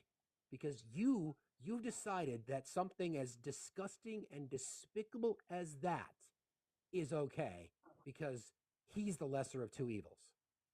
He is the lesser of two evils. He's the more Even though he competent said- of the two. One is a drunken Even though- DEI hire, and the other is an asshole. There's no question about it. A drunken DEI hire. That's Harris. An incompetent, drunken DEI hire. So you're feeling, so now you're scared because you don't want to admit the fact that you're also a racist bigot. Here's where you make all these idiotic assumptions. You don't know anything about me. No, I do. I mean, a lot of people... I do. I bet you have a friend who's a black person too, right? Not in this neighborhood, no. Well, but you do have friends that are black people, right? Well, I kind of drifted away from them since I retired. Mm. You're kind of you're really proving our point. I'm not proving your point at all. No, you are, because you can just brush off. You can just brush off what Donald Trump said, and then try to defend it by saying, "Oh, she's just a drunken DEI hire." I'm not trying to brush off what Trump said. You're not listening, which is the problem with the left. You simply do not hear what you're told. You're the one who's scared, soft, and weak because you voted for a man who literally said he has sex in common with his daughter. You know what? I'm going to tell you what I'm scared of. I'm scared of World War III. And Harris so why would you want Trump? Why would you want Trump in charge?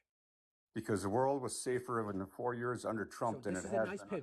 This is a nice pivot. This is a nice pivot. So I would like you to defend the fact that you voted for you a guy. asked me. It's not a pivot. You asked me. It's an answer to a question. I'd like you to defend the fact that you voted for a man who said he has sex in common with his daughter. I didn't want Trump. Okay? I did not want Trump, but I ended up having to vote for Trump because Harris is so unqualified, incompetent, and a drunk. You could have wrote in your dog. Would have been a better choice. I live in Minnesota. My vote doesn't make a difference anyway. So Trump wants to invade Mexico, Panama, and Greenland, and actually Iran too. He's threatened Iran as well. So that's the guy. He said he wanted to buy Greenland. He wanted Canada to become the 51st state. He wants to he wants to use the military to go down and get the Panama Canal, right? I don't think so. Again, I think you make a lot of interpretations and false assumptions. You have this very strange air of superiority that you don't deserve. I'm smarter than you. I doubt it. Really? Okay. Yeah.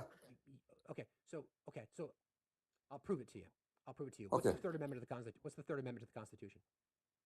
Oh, I can't memorize. I haven't got it all memorized. Let me ask you this. What's a tariff? A tax on imported goods. Who pays it? The consumer. Right. So you're comfortable with prices going up? If tariffs, the threat of tariffs is used correctly. And what if they take the bluff? Would say, "Fuck you, we're going to do it anyway," because they're not. China's going to get the money. Then the prices will go up and jobs will come back. Okay, so prices will go up and jobs will come back. So you've been bitching and moaning about the price of everything for the past 4 years, and now you're suddenly okay that the prices are going up? Now you're making an assumption again. Stop trying to think for me. You're not that bright. I'm smarter than you. I'm asking you. Now you're okay. Now you're okay with prices going up? That's the uncomfortable laughter to somebody who knows they're being destroyed, but that's okay. Yeah. I'm not being destroyed. Again, you're in your bubble and you make a lot of assumptions. Well, can I ask you a question? Can I ask you a question that I asked? You told us exactly who you are. Let the other lady ask. Hang on. Can I ask a question? So, how many? She's my friend. Sorry. She can do Yeah. She can do what she likes. I'm putting my makeup on, but I can multitask. So here's my question for you. How many unfilled jobs are there in the US right now, as of end of November? I do not know. Okay, 7.9 million. 7.9 million. 7.9 million unfilled jobs in the US right now. So 7.9 million jobs that are actively seeking people to do those jobs. So you said that tariffs will bring jobs back to the USA. So my question is, who's going to do those jobs? Okay, let me rephrase that. He will bring manufacturing jobs back to the USA. So who's going to do again?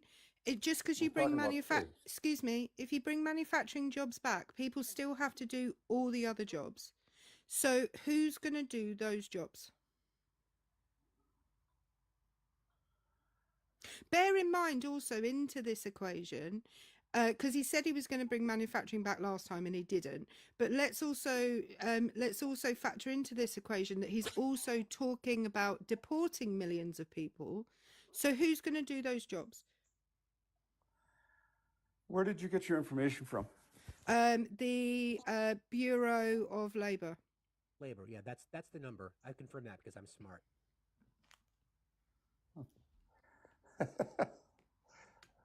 again, uncomfortable laughter. Yeah, well, So who's gonna? No. Just answer me the question. Really I easy. can't answer the Who? question for you. I Excuse can't, me. because I Who's gonna haven't- do the jobs? Did you just not hear my answer? What? You can't answer the question. Yes, that's correct. Okay, so you're advocating for something that you have absolutely no way, like even if you bring the manufacturing jobs back via tariffs, you have no one to do them. You also don't have the infrastructure to support those jobs because the majority of the US is not a manufacturing economy anymore, the same as most Western economies like the UK, like France, like Germany. We are no longer manufacturing economies. We are now service industry economies. And yeah, you want the manufacturing industry to come back, which are generally speaking, they're shitty jobs working in factories. Nobody wants to do that. And the people who would do those jobs, he wants to kick out of the country. So you're arguing in circles. I am definitely smarter than you. Fax is too. So's Obi. You need to go Okay, away. let me ask you the question. Why did you make the assumption I'm in favor of tariffs? You said. I did not say that. You did. I did not say that. You said. Oh my gosh. You said. Literally tried to pivot off the fact because I was dunking on your lack of moral turpitude, and now here you are. You said that tariffs would bring jobs back to the USA. My argument was not. Jobs, yes. Excuse me. My argument. It doesn't matter what kind of jobs. You said that tariffs would bring jobs back to the USA. My argument was not about whether you thought tariffs were good or not. My argument was about where even if it does bring jobs back to the USA, you have nobody to do those jobs. No, what my point was that you said I advocated for tariffs. I do not. I would like to see manufacturing jobs come back. You made a foolish assumption that nobody wants those jobs. They pay 3 times more than your typical service sector job. Cool. Then okay. So let's follow your fantasy. Okay. Let's follow your fantasy. You did talk about tariffs specifically. Then you tried to pivot to that when Erica was dunking on you. Then you said manufacturing jobs. The same rules apply. We don't have the labor force. All of a sudden, all the products that we buy overseas are now made in America. Are you going to be comfortable paying 40x times? What a foolish assumption. It'd be 40 times higher. I'm asking you. I mean, well, I can just pull all kinds of things out of my ass too. That doesn't make you intelligent. 40 times? Where would you get a number like 40 times higher? How much do you know how much Chinese workers make on a day? Yes. I spent a winter in China training them. How much? How much do they make? When I was there, the welders were the highest paid employees. They made about 77 cents an hour. I'm talking assembly lines, manufacturing. How much? It was a manufacturing plant. The welders in that plant, if you'd shut up and listen. I'm talking about the assembly line, the manufacturers, not the specialty items. I'm talking about not the people building the plant. I'm talking about the workers. Again, the manufacturing jobs that you want to bring back. How much do they make? Do you know how much they make an hour? I do. So do I. How much? The lower skilled assembly line type people were making 27 cents an hour. Yeah, exactly. The top scale in that what would be factory the wage? was 77 cents an hour. What would be the Could wage? you shut in up the US? long enough to let No. somebody finish? What would be the question? wage in the U.S.? What would be the wage in the U.S. for the U.S. worker? Hey, Obi, About do some math for me? $22 an hour. How much? About $22 an hour. Really? In manufacturing, yeah, that's about right. At least in my Probably a area. little bit higher than that. So okay, say 25, 30 times, and I would imagine why would people take that job? So let's use that math. Let's say it's 22 times higher. You're going to pay 22 times the price? Well, it's not 40 now, is it? Well, And what does it again, cost of shipping and transportation? What is the cost of shipping and qualified transportation? manufacturing assembly line Actually, manager? the number is 52.5%. That is what the increase will be based on 4 factors. Okay? 1, somebody has to pay to build a plant to do the manufacturing. 2, you have to hire labor and provide training. 3, you have to have the raw materials in order to produce a widget, or you have to import them. The minute we remove manufacturing from other nations, the raw materials will increase tenfold. Therefore, the answer is 52 and a half. I'm happy to go back home and break out my whiteboard and math you until you fucking expire, because I can do that all day, every day. Yes, he can. You don't know what you're talking about. So bump Well, you have also made an assumption that 100% of products that Americans consume are made overseas. You're making an assumption that every nation No will one's made that retaliate with assumption. You tariffs. made that assumption because this is a pivot when you get dunked on again. So again, the question I ask you: will you be comfortable? You said the cost of will you be- everything will go up Shut 40 Will times. you be- That's a okay. very foolish thing to say. Well, it's actually 52.5%. So I No, guess I everything, not estimated low. every product will go up 52 and a half or 40 times. Okay. Some products may go up quite a And bit. are you okay? So And again, people will no I'll longer give you buy that them weak. because I'll they'll give you be that too weak ass expensive. pivot. I'll give you that weak ass pivot. Are you comfortable paying 52.5% more for some items? Of course not. And like all consumers, I That's what you simply voted won't for. buy them. That's what you voted for. So you have no moral character. You have no I value voted set. against. You're I scared voted of against everything. a You're drunken an idiot. Again, DEI flowers, idiot. If flowers were stupidity, you, sir, would be spring. Have a day. Unbelievable. What he also doesn't understand, his last comment was comical. Well, then I won't buy the widget. Ronald Reagan used the same argument. Where did all of U.S. manufacturing go? It went overseas. Holy shit. Here's the best Can comment, anybody- AB. MAGA said MAGA should be petitioning to make backpedaling an Olympic event. So true. Why do they think that Kamala Harris is a drunk? I don't understand that. I've never seen her looking like. It was an viral video that went around. She was just looking disheveled after a campaign. They accused her of having an alcoholism issue, which I think is Oh, I see. So he's got nothing. I get. Yeah. I got you. exactly nothing. Fact Talk. How are you 100% today? nothing. Fact Talk. Fact Talk. Are you there? I guess not. Ladies and gentlemen, scared, soft, weak.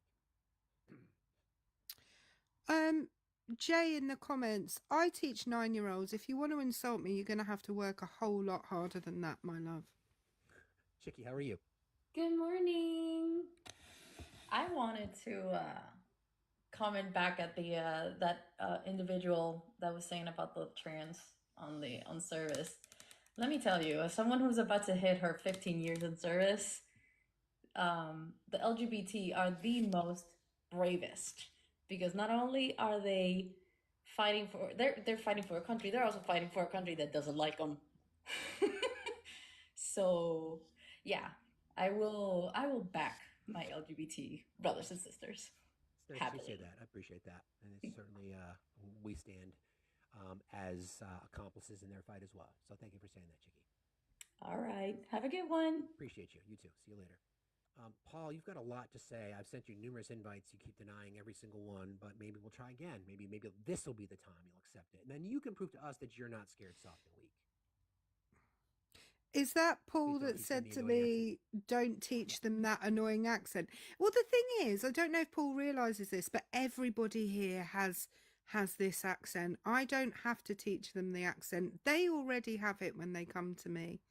And I'm sad that you find other accents annoying, although it doesn't surprise me. I think the comments section might disagree with you about me having an annoying accent, but you know. It's a strange world we live in these days. Paddle Kid, how are you today?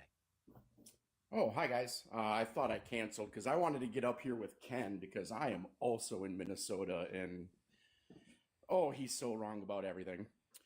One thing that kind of backs his claim is manufacturing jobs here in Minnesota, they don't make $20 an hour. They're lucky if they get like 16 or 17. Sure. The other point that I wanted to throw out at him Which is a whole nother issue when we talk about corporate greed and profits, but we won't go there. Yep. Correct. The other thing, he must not be paying attention because with this whole tariff talk, Canada's actually talked about dropping the energy grid that supplies Minnesota, Wisconsin, Michigan, and the Dakotas. And New York. So I kind of wanted to pivot into that to say, how are you going to feel when your energy costs go through the roof? Because we're going to be like Texas when they go through a snowstorm. We're not going to have power. Exactly. I mean, and this is the reality that they think they live in because they don't know anything about it. I especially love the experts who think they know math, and I just pull out my pocket Obi-Wan and let him eat, so to speak. All right, that's all I wanted to add. Appreciate that, Battle. Thanks. Can a lot you for drop being me? here. I'm away from my phone. I got you. No problem. Thank See you you. later. Thanks a lot. Can you all stop? I think we should just Sorry, Eric. Go ahead. go on. No, I was just gonna start calling you Cassio. Ooh, I was gonna say, and can we please say maths because it's a plural science With an S. It's not It is singular. a plural. Sorry. Yeah. Yeah, Americans, it's maths. And don't be afraid of the metric system. I get it; it's confusing, but feel free to pull out your Casio calculator to do the calculations. Sorry, that's on me. It's okay. I just heard you say math, and I got excited and had to shift in my seat. So, Looney, good morning. Hey, good morning. How you guys doing? Doing fine, thank you. Tell us why are MAGA men so scared, soft, and weak? Well, I'm actually undecided. I didn't vote in the last election. I'm younger. Not saying you're old or anything. You didn't My vote? parents get out and I You say didn't that. vote? And I'm just what's that? You said you didn't vote? No, Goodbye. No, he said said you he didn't vote. didn't. Oh, you didn't didn't listen vote. to him. yeah. No, he said he was I don't too care. young to vote in the last election. Not interested. Okay, I think you That's fine. misunderstood what he I'm was not- saying. At this point, no vote, no voice. And Don't tell care. them to get the fuck off my lawn at the same time. Exactly. Melody, how are you today? Good. How are you guys? Doing fine, thank you. Can you tell us why are MAGA men so scared, soft, and weak? Okay, here's my theory on this. That I live in the Midwest. I live in Illinois, and I've lived on both coasts. I've lived in Pennsylvania, I lived in California, and now I'm in the Midwest. And which And coast, and by the way, which coast is the better coast, Melody? I like the East, to be honest. That'd be the West Coast, Yeah. I guess where it's it them doesn't from there. snow. But so living in the Midwest, I understand some of the perspective of seeing the decimation of these small towns that were once so incredibly charming, and now they're just rotting away. So, and I think this situation is repeating all over the interior of this country. And there's this longing for this simplified, self-sustaining life that they once had, which in regards to bringing back the manufacturing is symbolic of. So why are these MAGA men so weak, scared, soft? Here's the thing. I don't think facts matter to them. I don't think math matters to them. Maths. It's all emotional. And what they're all craving is a past that they do not know how to get to, and Trump has offered them this fantasy. And I am a liberal, I'm a Democrat, and every single time we call them stupid and weak, we push them further and further towards Trump, because Trump is that weak, soft, confused, and offering them a fantasy. Even they don't care if it's real. It's all emotional for them, and they're operating from an emotional level of feeling inferior, feeling like there's no answers, and every time we attack them, it just pushes them more so towards this grasping of this fantasy, even if it's not real, and vilifying us because we trigger them. Does that make again, sense? It does. I guess I challenge the premise a bit because this is a question, right? So this was a question. The question Yeah. again is why are they? Why So are when they? we- I think because they Well- feel well- inferior. Right, but they show us that they're scared, soft, and weak. Yes. So I'm going to continue to call that out for someone who claims, for the people who make these claims that our country was better off, and I go through this policy exercise all the time. I give them examples all the time why they're wrong. I'll show them evidence, like you said, they're lactose intolerant. They don't want to hear the facts, and then we can add the character, the lack thereof character to the conversation when they voted for a man who was an adjudicated sexual predator, et cetera, Yeah. et cetera, et cetera. And then we see their fear, their softness, and their weakness show. I'm not going to hold their hands through it. They made this decision. I get it. They made this. They made this choice. As They for the last 4 years, we had to listen to them say horrible things about the LGBTQI community, about the BIPOC Yep. community, about women, I get it. over and over and over again. They are in the find out phase. They They're are in the in the find out find out phase, and phase. I will be in the first row, front and center, calling their shit out every day if I have to. Well, I think, because I've tried to listen, like curious, how in the hell can half of our country be this delusional? So I've tried to listen, force myself to listen to Tucker Carlson to see what the hell are these people talking about that is getting them to believe this crap. And they have co-opted a lot of our Democrat, we used to talk about, things such as really questioning the government and really understanding, like, is it corrupt? You know what I mean? And I guess it depends on who's in power. But when we bring out, one of the things that they talked about was bringing out Liz Cheney as, some sort of proof of our righteousness. And they were laughing at us for us, like we weren't support of the Cheneys. Dick Cheney was not someone that we supported. So illustrations like that, I don't know. Half of it, I think, is they don't hear the truth. When I actually talk to some people that are Trump supporters about what they are doing with abortion, they are honestly confused. They're honestly saying, like, I don't understand. I thought it was a good thing that it's up to the states for this. I don't know that they're necessarily hearing what we hear. Honestly, I think we all live in very, very isolated bubbles.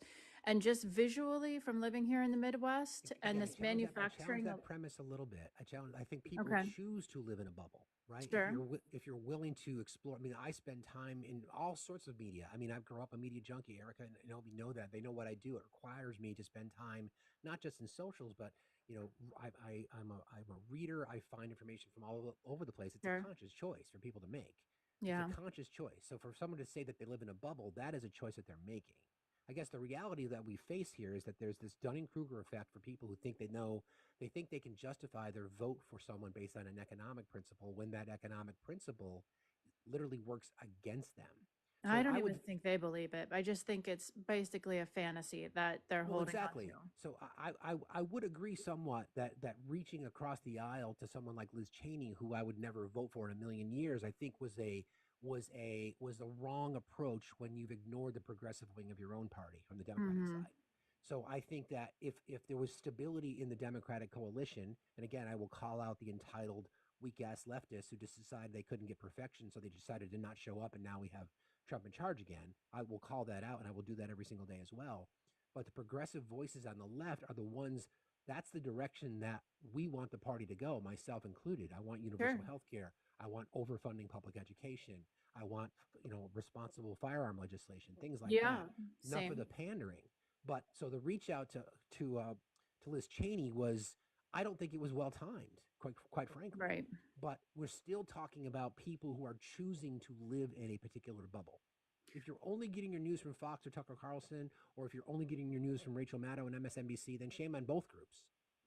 Shame on both Exactly. groups. That's why I tried to listen. I'm like, okay, I need to be curious about what these people are hearing. And to be honest, there were things that I get it. And the arguments that he were making were a lot of arguments that we once made as the Democratic Party, but we were forced into this trust the government implicitly. Don't, how dare you question election results? Did you ever do We that, were though? forced Were you into ever the that kind of kind of person? defense. Do you know? Were you ever? Well, again, I don't agree. I mean, Well, I do mean, you, we were labeling people election deniers, and then when this election came around, we they were had election no way whatsoever. I don't even know, was it right? I have no idea. but they were election deniers in Yeah, I 2020. get that. I get that, but I'm saying, like, I don't know. It was shocking to think that this election went the way it did, and we had no way to say, "Are we sure about this? Are we absolutely sure?" I don't Because think then we're that's election true. deniers. Again, no, because the entire premise coming post 2020 was that every candidate has every right to pursue every legal avenue there is to challenge Yes. votes. Yes. Anybody who truly understands the nuances of our democracy accepts that fact. I had no issues with Trump's court cases. I had no issues with asking for recounts because that's Sure. what you can do legally. They went so far beyond that with the fake slate of electors, with rhetoric Mhm. online, claiming victory even though they know that they lost. There's a fundamental difference between that and what challenging a vote total is.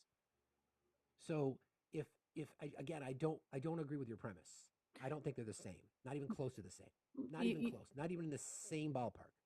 just to implicitly trust the election results, because I've just been shocked and I've heard little things on TikTok, but are we absolutely positive that this election was absolutely right? It's about challenging it through the legal recourses. Yeah, Otherwise, but we what haven't makes, done anything. Like, well, how do you know though? I mean, I haven't been able to turn on the news, quite honestly, since the election, but Right, but how do you know we haven't? But how do you know we haven't done anything? I guess that's my done point. anything. Well, I guess Maybe it's nothing because notable. maybe it's because we don't stand on the bully pulpit every single day and say the election was rigged, the election was stolen. Does that mean that we're Sure. not doing anything? Sure. Yeah. Steve, sorry to interrupt. My presence is being requested elsewhere for a moment. If I can go and come Cheater. back. Okay, whatever. Psh. Sorry, like 10 people in the comments have all told me that they need me elsewhere So for a Obi, couple of apparently minutes. she's leaving us for another man again. I know. It's Matt or it's Doug. Yeah, It's I Matt. get it. Listen, I've okay. got a lot of TikTok boyfriends. You all know You this. do. I will be Whoa, back in a whoa, minute. whoa. Okay, bye. So Melody, I mean, I Just understand what you're saying, but we hurts. have to be able to level set because we can't. This is no different than the right saying it's the both sides thing, right? Okay. Again, similarly in 2016, Hillary Clinton conceded the election the night of the morning after, right? It's not that there weren't requests made. It's not that members of Congress stood up and said, "Are we sure of the vote count?" But it didn't turn into this go after the press, go after, Ruby Freeman and Shay Moss, go after individuals, make threats against lives. There's a fundamental difference between those two things. They're not even in the same stratosphere. Okay. Pursuing legal challenges are what's required. Sure. And I don't think anybody is sitting back. I mean, we know that Starlink, people want to make accusations about Starlink, and I shot that shit down. I'm not going to support conspiracy theories. Mm-hmm. If we go through the investigation and the certification of the vote, and they find reasons to demand recounts, then do it. That's what you're legally obligated to do and should do under the law. But when you add all these other elements to it, when you add all these, the system is rigged, then we're no different than they are. Well, I don't know. I don't know. I guess Well, we I'll never do know know, because we though. didn't really look. I don't know. I hope someone No, we looked do. into it. We do know. Here's how we know. What we know is that there have been no cases filed by persons claiming fraud. There has been no evidence during the counting process that would lead to a recount, except for those particular elections in which the law requires an automatic recount. There is no one on the left side of the aisle making claims that the election is stolen. Okay. The fact is that we can track in most states, we can track people's ballots. We know that ballots were issued. We know that ballots were cast. What we know for a fact is 3 unique things happened in this election that have never happened before in the manner that it did. First of all, we saw people voting down ballot only in numbers literally never seen before, meaning they didn't vote for either candidate for president. That's number one. Number two, we saw a shift in traditional demographic voters voting for Trump, specifically males, right? Because they've been red pilled and they bought into this whole macho man thing. And the third thing is that they were the Bernie bro purists who decided simply not to vote. And I do blame the younger generations for sitting at home. Mm-hmm. They are part of the blame here. Mm-hmm. So we have these things because we can check the math and we can also look consistently to see state by state that there are no legal challenges or issues being brought forward, but we can look at who has registered to vote versus who voted. So these are things that we can track. And keep in So are we mind this. saying it was men? Well, yeah, but keep this in mind too, Melody. Trump only got like 1 or 2% more votes than he did the last Correct. time. So it's not like Correct. there was this massive lift for him. It's just Right. Democrats did not show up. Did And that's not what show happened in up. 2016. It's the same situation. They didn't show up. White men and white women, the last two, the holdouts that continue to vote conservative.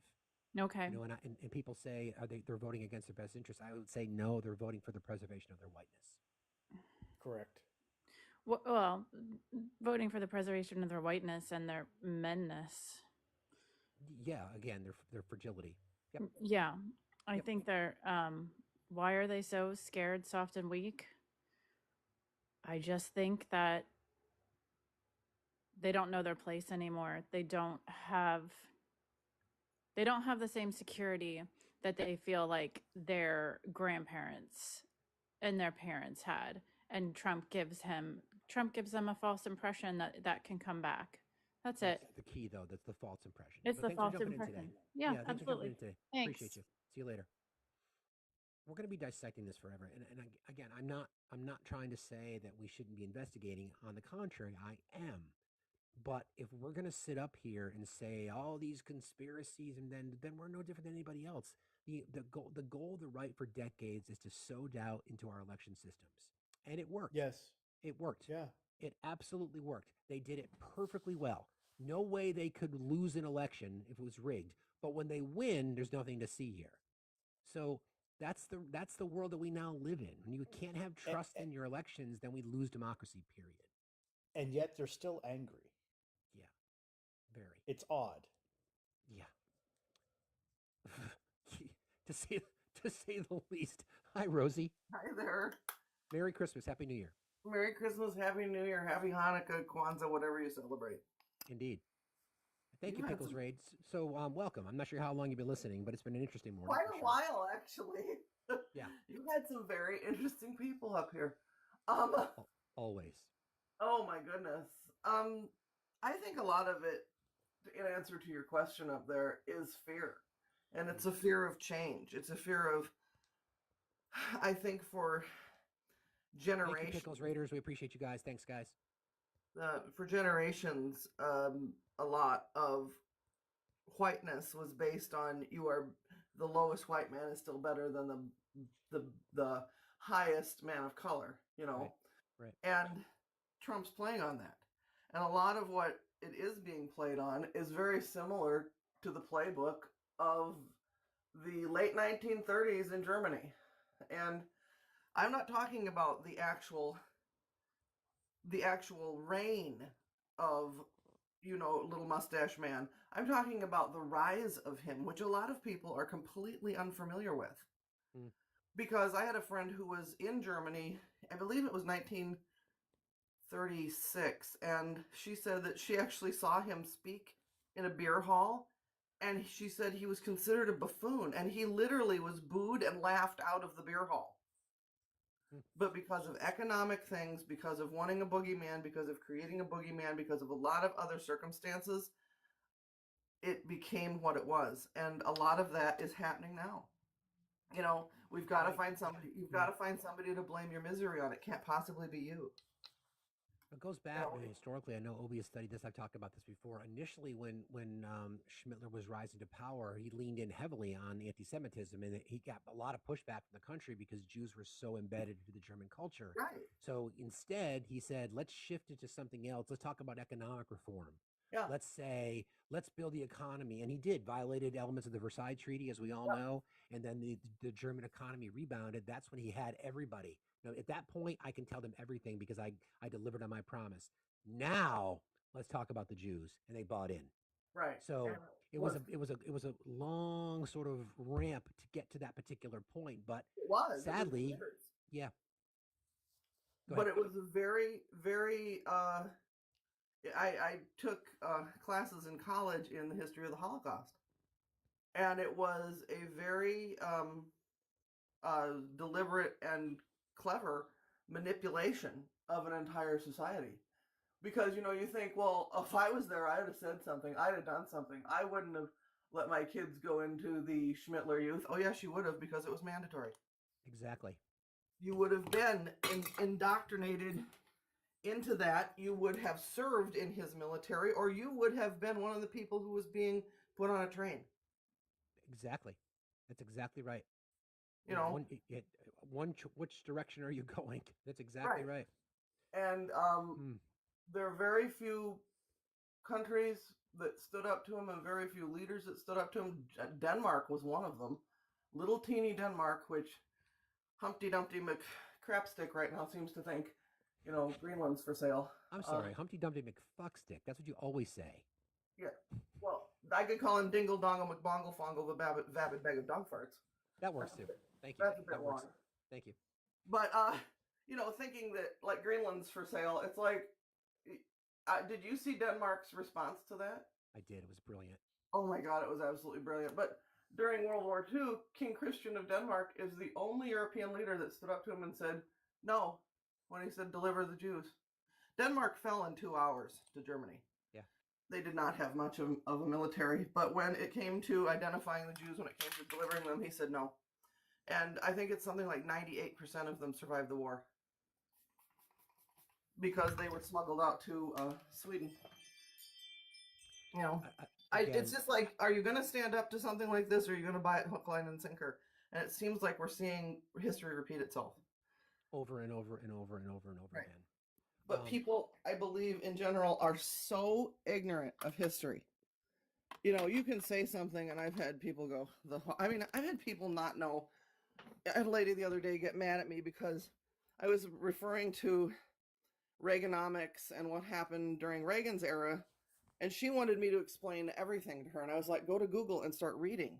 Well, no, I'm not going to do that. You work in education. You should be doing. No. And she goes, well, I wasn't born then. Well, I wasn't born during World War II, but I know about it. That's not an excuse not to educate yourself. That's right. That's right. You know, and I always say your last year of free education was 12th grade. And if you, right now as an adult, it is your responsibility to do it. So you having to actually play that, the clip you did of Trumpanzee saying that to that guy who said he had never heard it.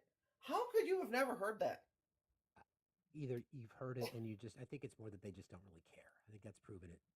As we saw, they'll try to find a way to defend it, deflect against it. I had a guy yesterday, Rosie, when I played that clip, and then he said, well, don't you have a daughter? Doesn't she have sex? Don't you have sex? Doesn't that mean you have that in common with your daughter? And I'm like, are you fucking kidding me? Oh my God, these people are so exhausting, and I mean, as working in education, that would worry me. I mean, like, really? You think of your child in that way? I mean, when his own kid says, real estate and blah blah blah, and he says, it's like, oh my God, what's wrong with your father? That's the father that no one would let you spend the night with. I know. You know, that's disturbing. Thank you for jumping in today. It's always good to talk sweetie. to you. You take care. Keep up the good work. I'm going to keep listening. Thank you. Happy New Year. See you later. Bye. Someone had asked about Denmark's, and I'll play this. I'll just read this really quickly. So, after rebuffing Donald J. Trump's hypothetical proposal to purchase Greenland, the government of Denmark has announced that it would be interested in buying the United States instead. As we have stated, Greenland is not for sale, spokesperson for the Danish government said on Friday. We have noted, however, that during the Trump regime, pretty much everything in the United States, including its government, has most definitely been for sale. Denmark would be interested in purchasing the U.S. in its entirety, with the exception of its government, the spokesperson added. If Denmark's bid for the United States is accepted, the Scandinavian nation has an ambitious plan for its new acquisition.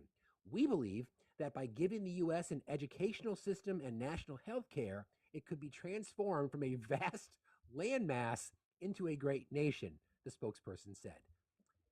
Hearts in the chat for Denmark.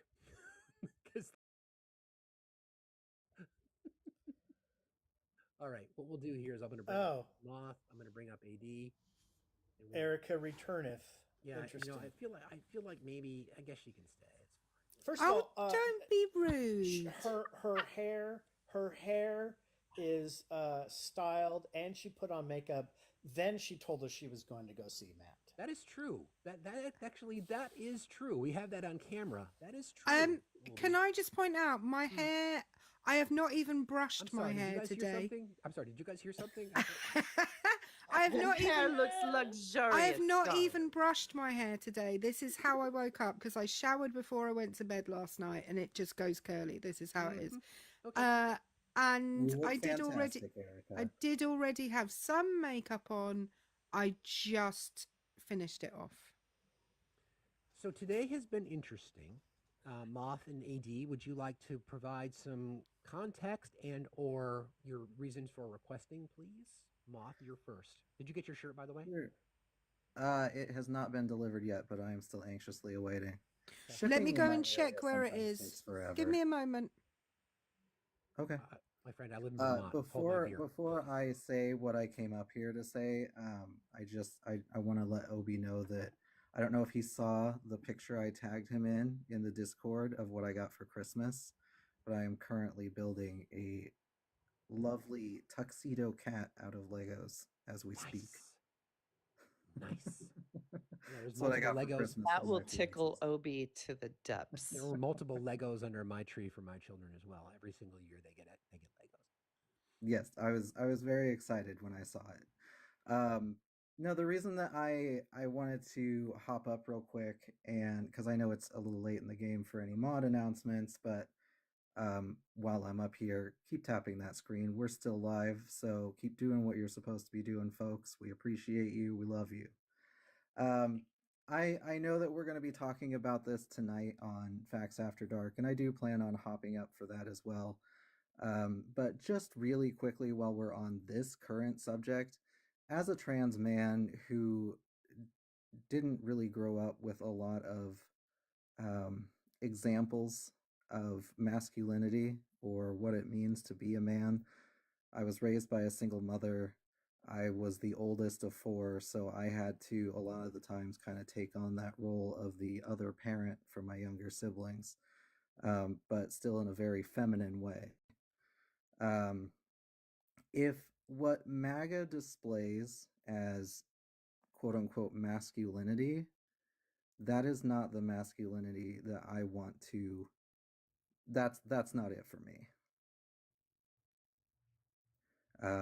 It's toxic, it's weak, it's all of these things. So if when they come up here and they're like, well, I know what masculinity is, it's being loud and threatening and starting fights and all these things. If that's what masculinity means to you, count me out. That's not what masculinity means to me. At all. So that's what I wanted to throw out into the ether. Appreciate you very much, friend. Appreciate that. And Saturday the 28th by 9 p.m. Awesome. Okay, I was like, what? Squirrel. Steve is like, what's happening? What did I do? I have to do something? Did I let somebody down? Damn it. No, this is a secret code that Moth and I just have. We talk in dates and times, and we both understand it. You'll just, Yeah, that's okay. Yeah. You can add it to your secret, multiple other boyfriends that you have on TikTok. Oh, for goodness sake. The jealousy is real. You love it. You know you do.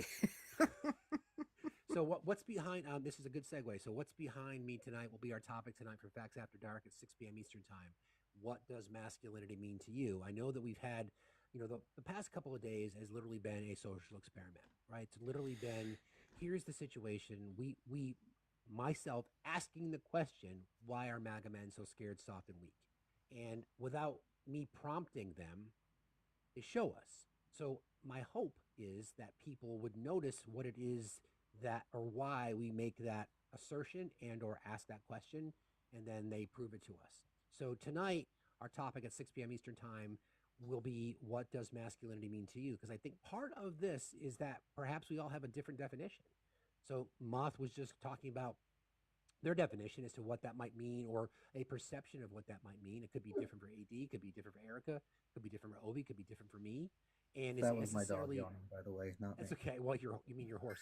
Yeah. Is it bad? Is it bad to describe yourself or be described as masculine? Because when I asked the question earlier of the chat today, I asked people in the chat, I said, do you have a negative connotation when you hear the word masculine? And 90% said yes. So Real that's an quick, interesting. Yeah, go ahead, Mom. I just saw. Yes, Vash, we all hear you.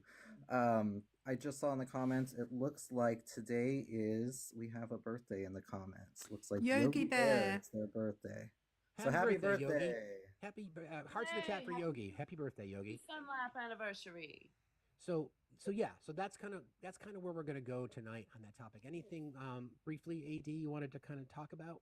Yeah, I mean, I think the discussion is needed after I feel like I need a second shower after the live today. Yeah, and I think this is part of it too. And thank you, Muff, for coming up to share that, because that's part of why I think we need to have this discussion. Because as an advocate for men's mental health and very much interested in seeing a positive relationship to masculinity for men, right? I'm hugely invested in this topic for that reason. And we do need to, I think, talk about what it does mean so that we can understand how to not connect it in a negative way, because then what we do is end up seeing what's been on display today, right? And I probably will likely quote some bell hooks today, because that's where I get a lot of my thought process about this topic from a woman's point of view about men. I mean, if you haven't read bell hooks, highly recommend. And just other interesting ways about. I just think it's an important conversation, and I love W in the chat for legend. Or Gregory for this background. He did a few, and this one, like chef's kiss. Like, this is exactly the thing. And if you look at the words, I don't know, Steve, that you can see Steve's a little more. Like, look at all the different words, and there's such this word bubble to me, or word whatever you call it, speaks to why this topic is I don't know, confusing is not even the word. There's so many ways to go with it, right? And so let's have the conversation. Come join us tonight. It's important, and it's definitely needed after today, because I think if we can define some ways that we can embrace masculinity in a way that doesn't make us devolve as humans, that would be a positive thing for our society.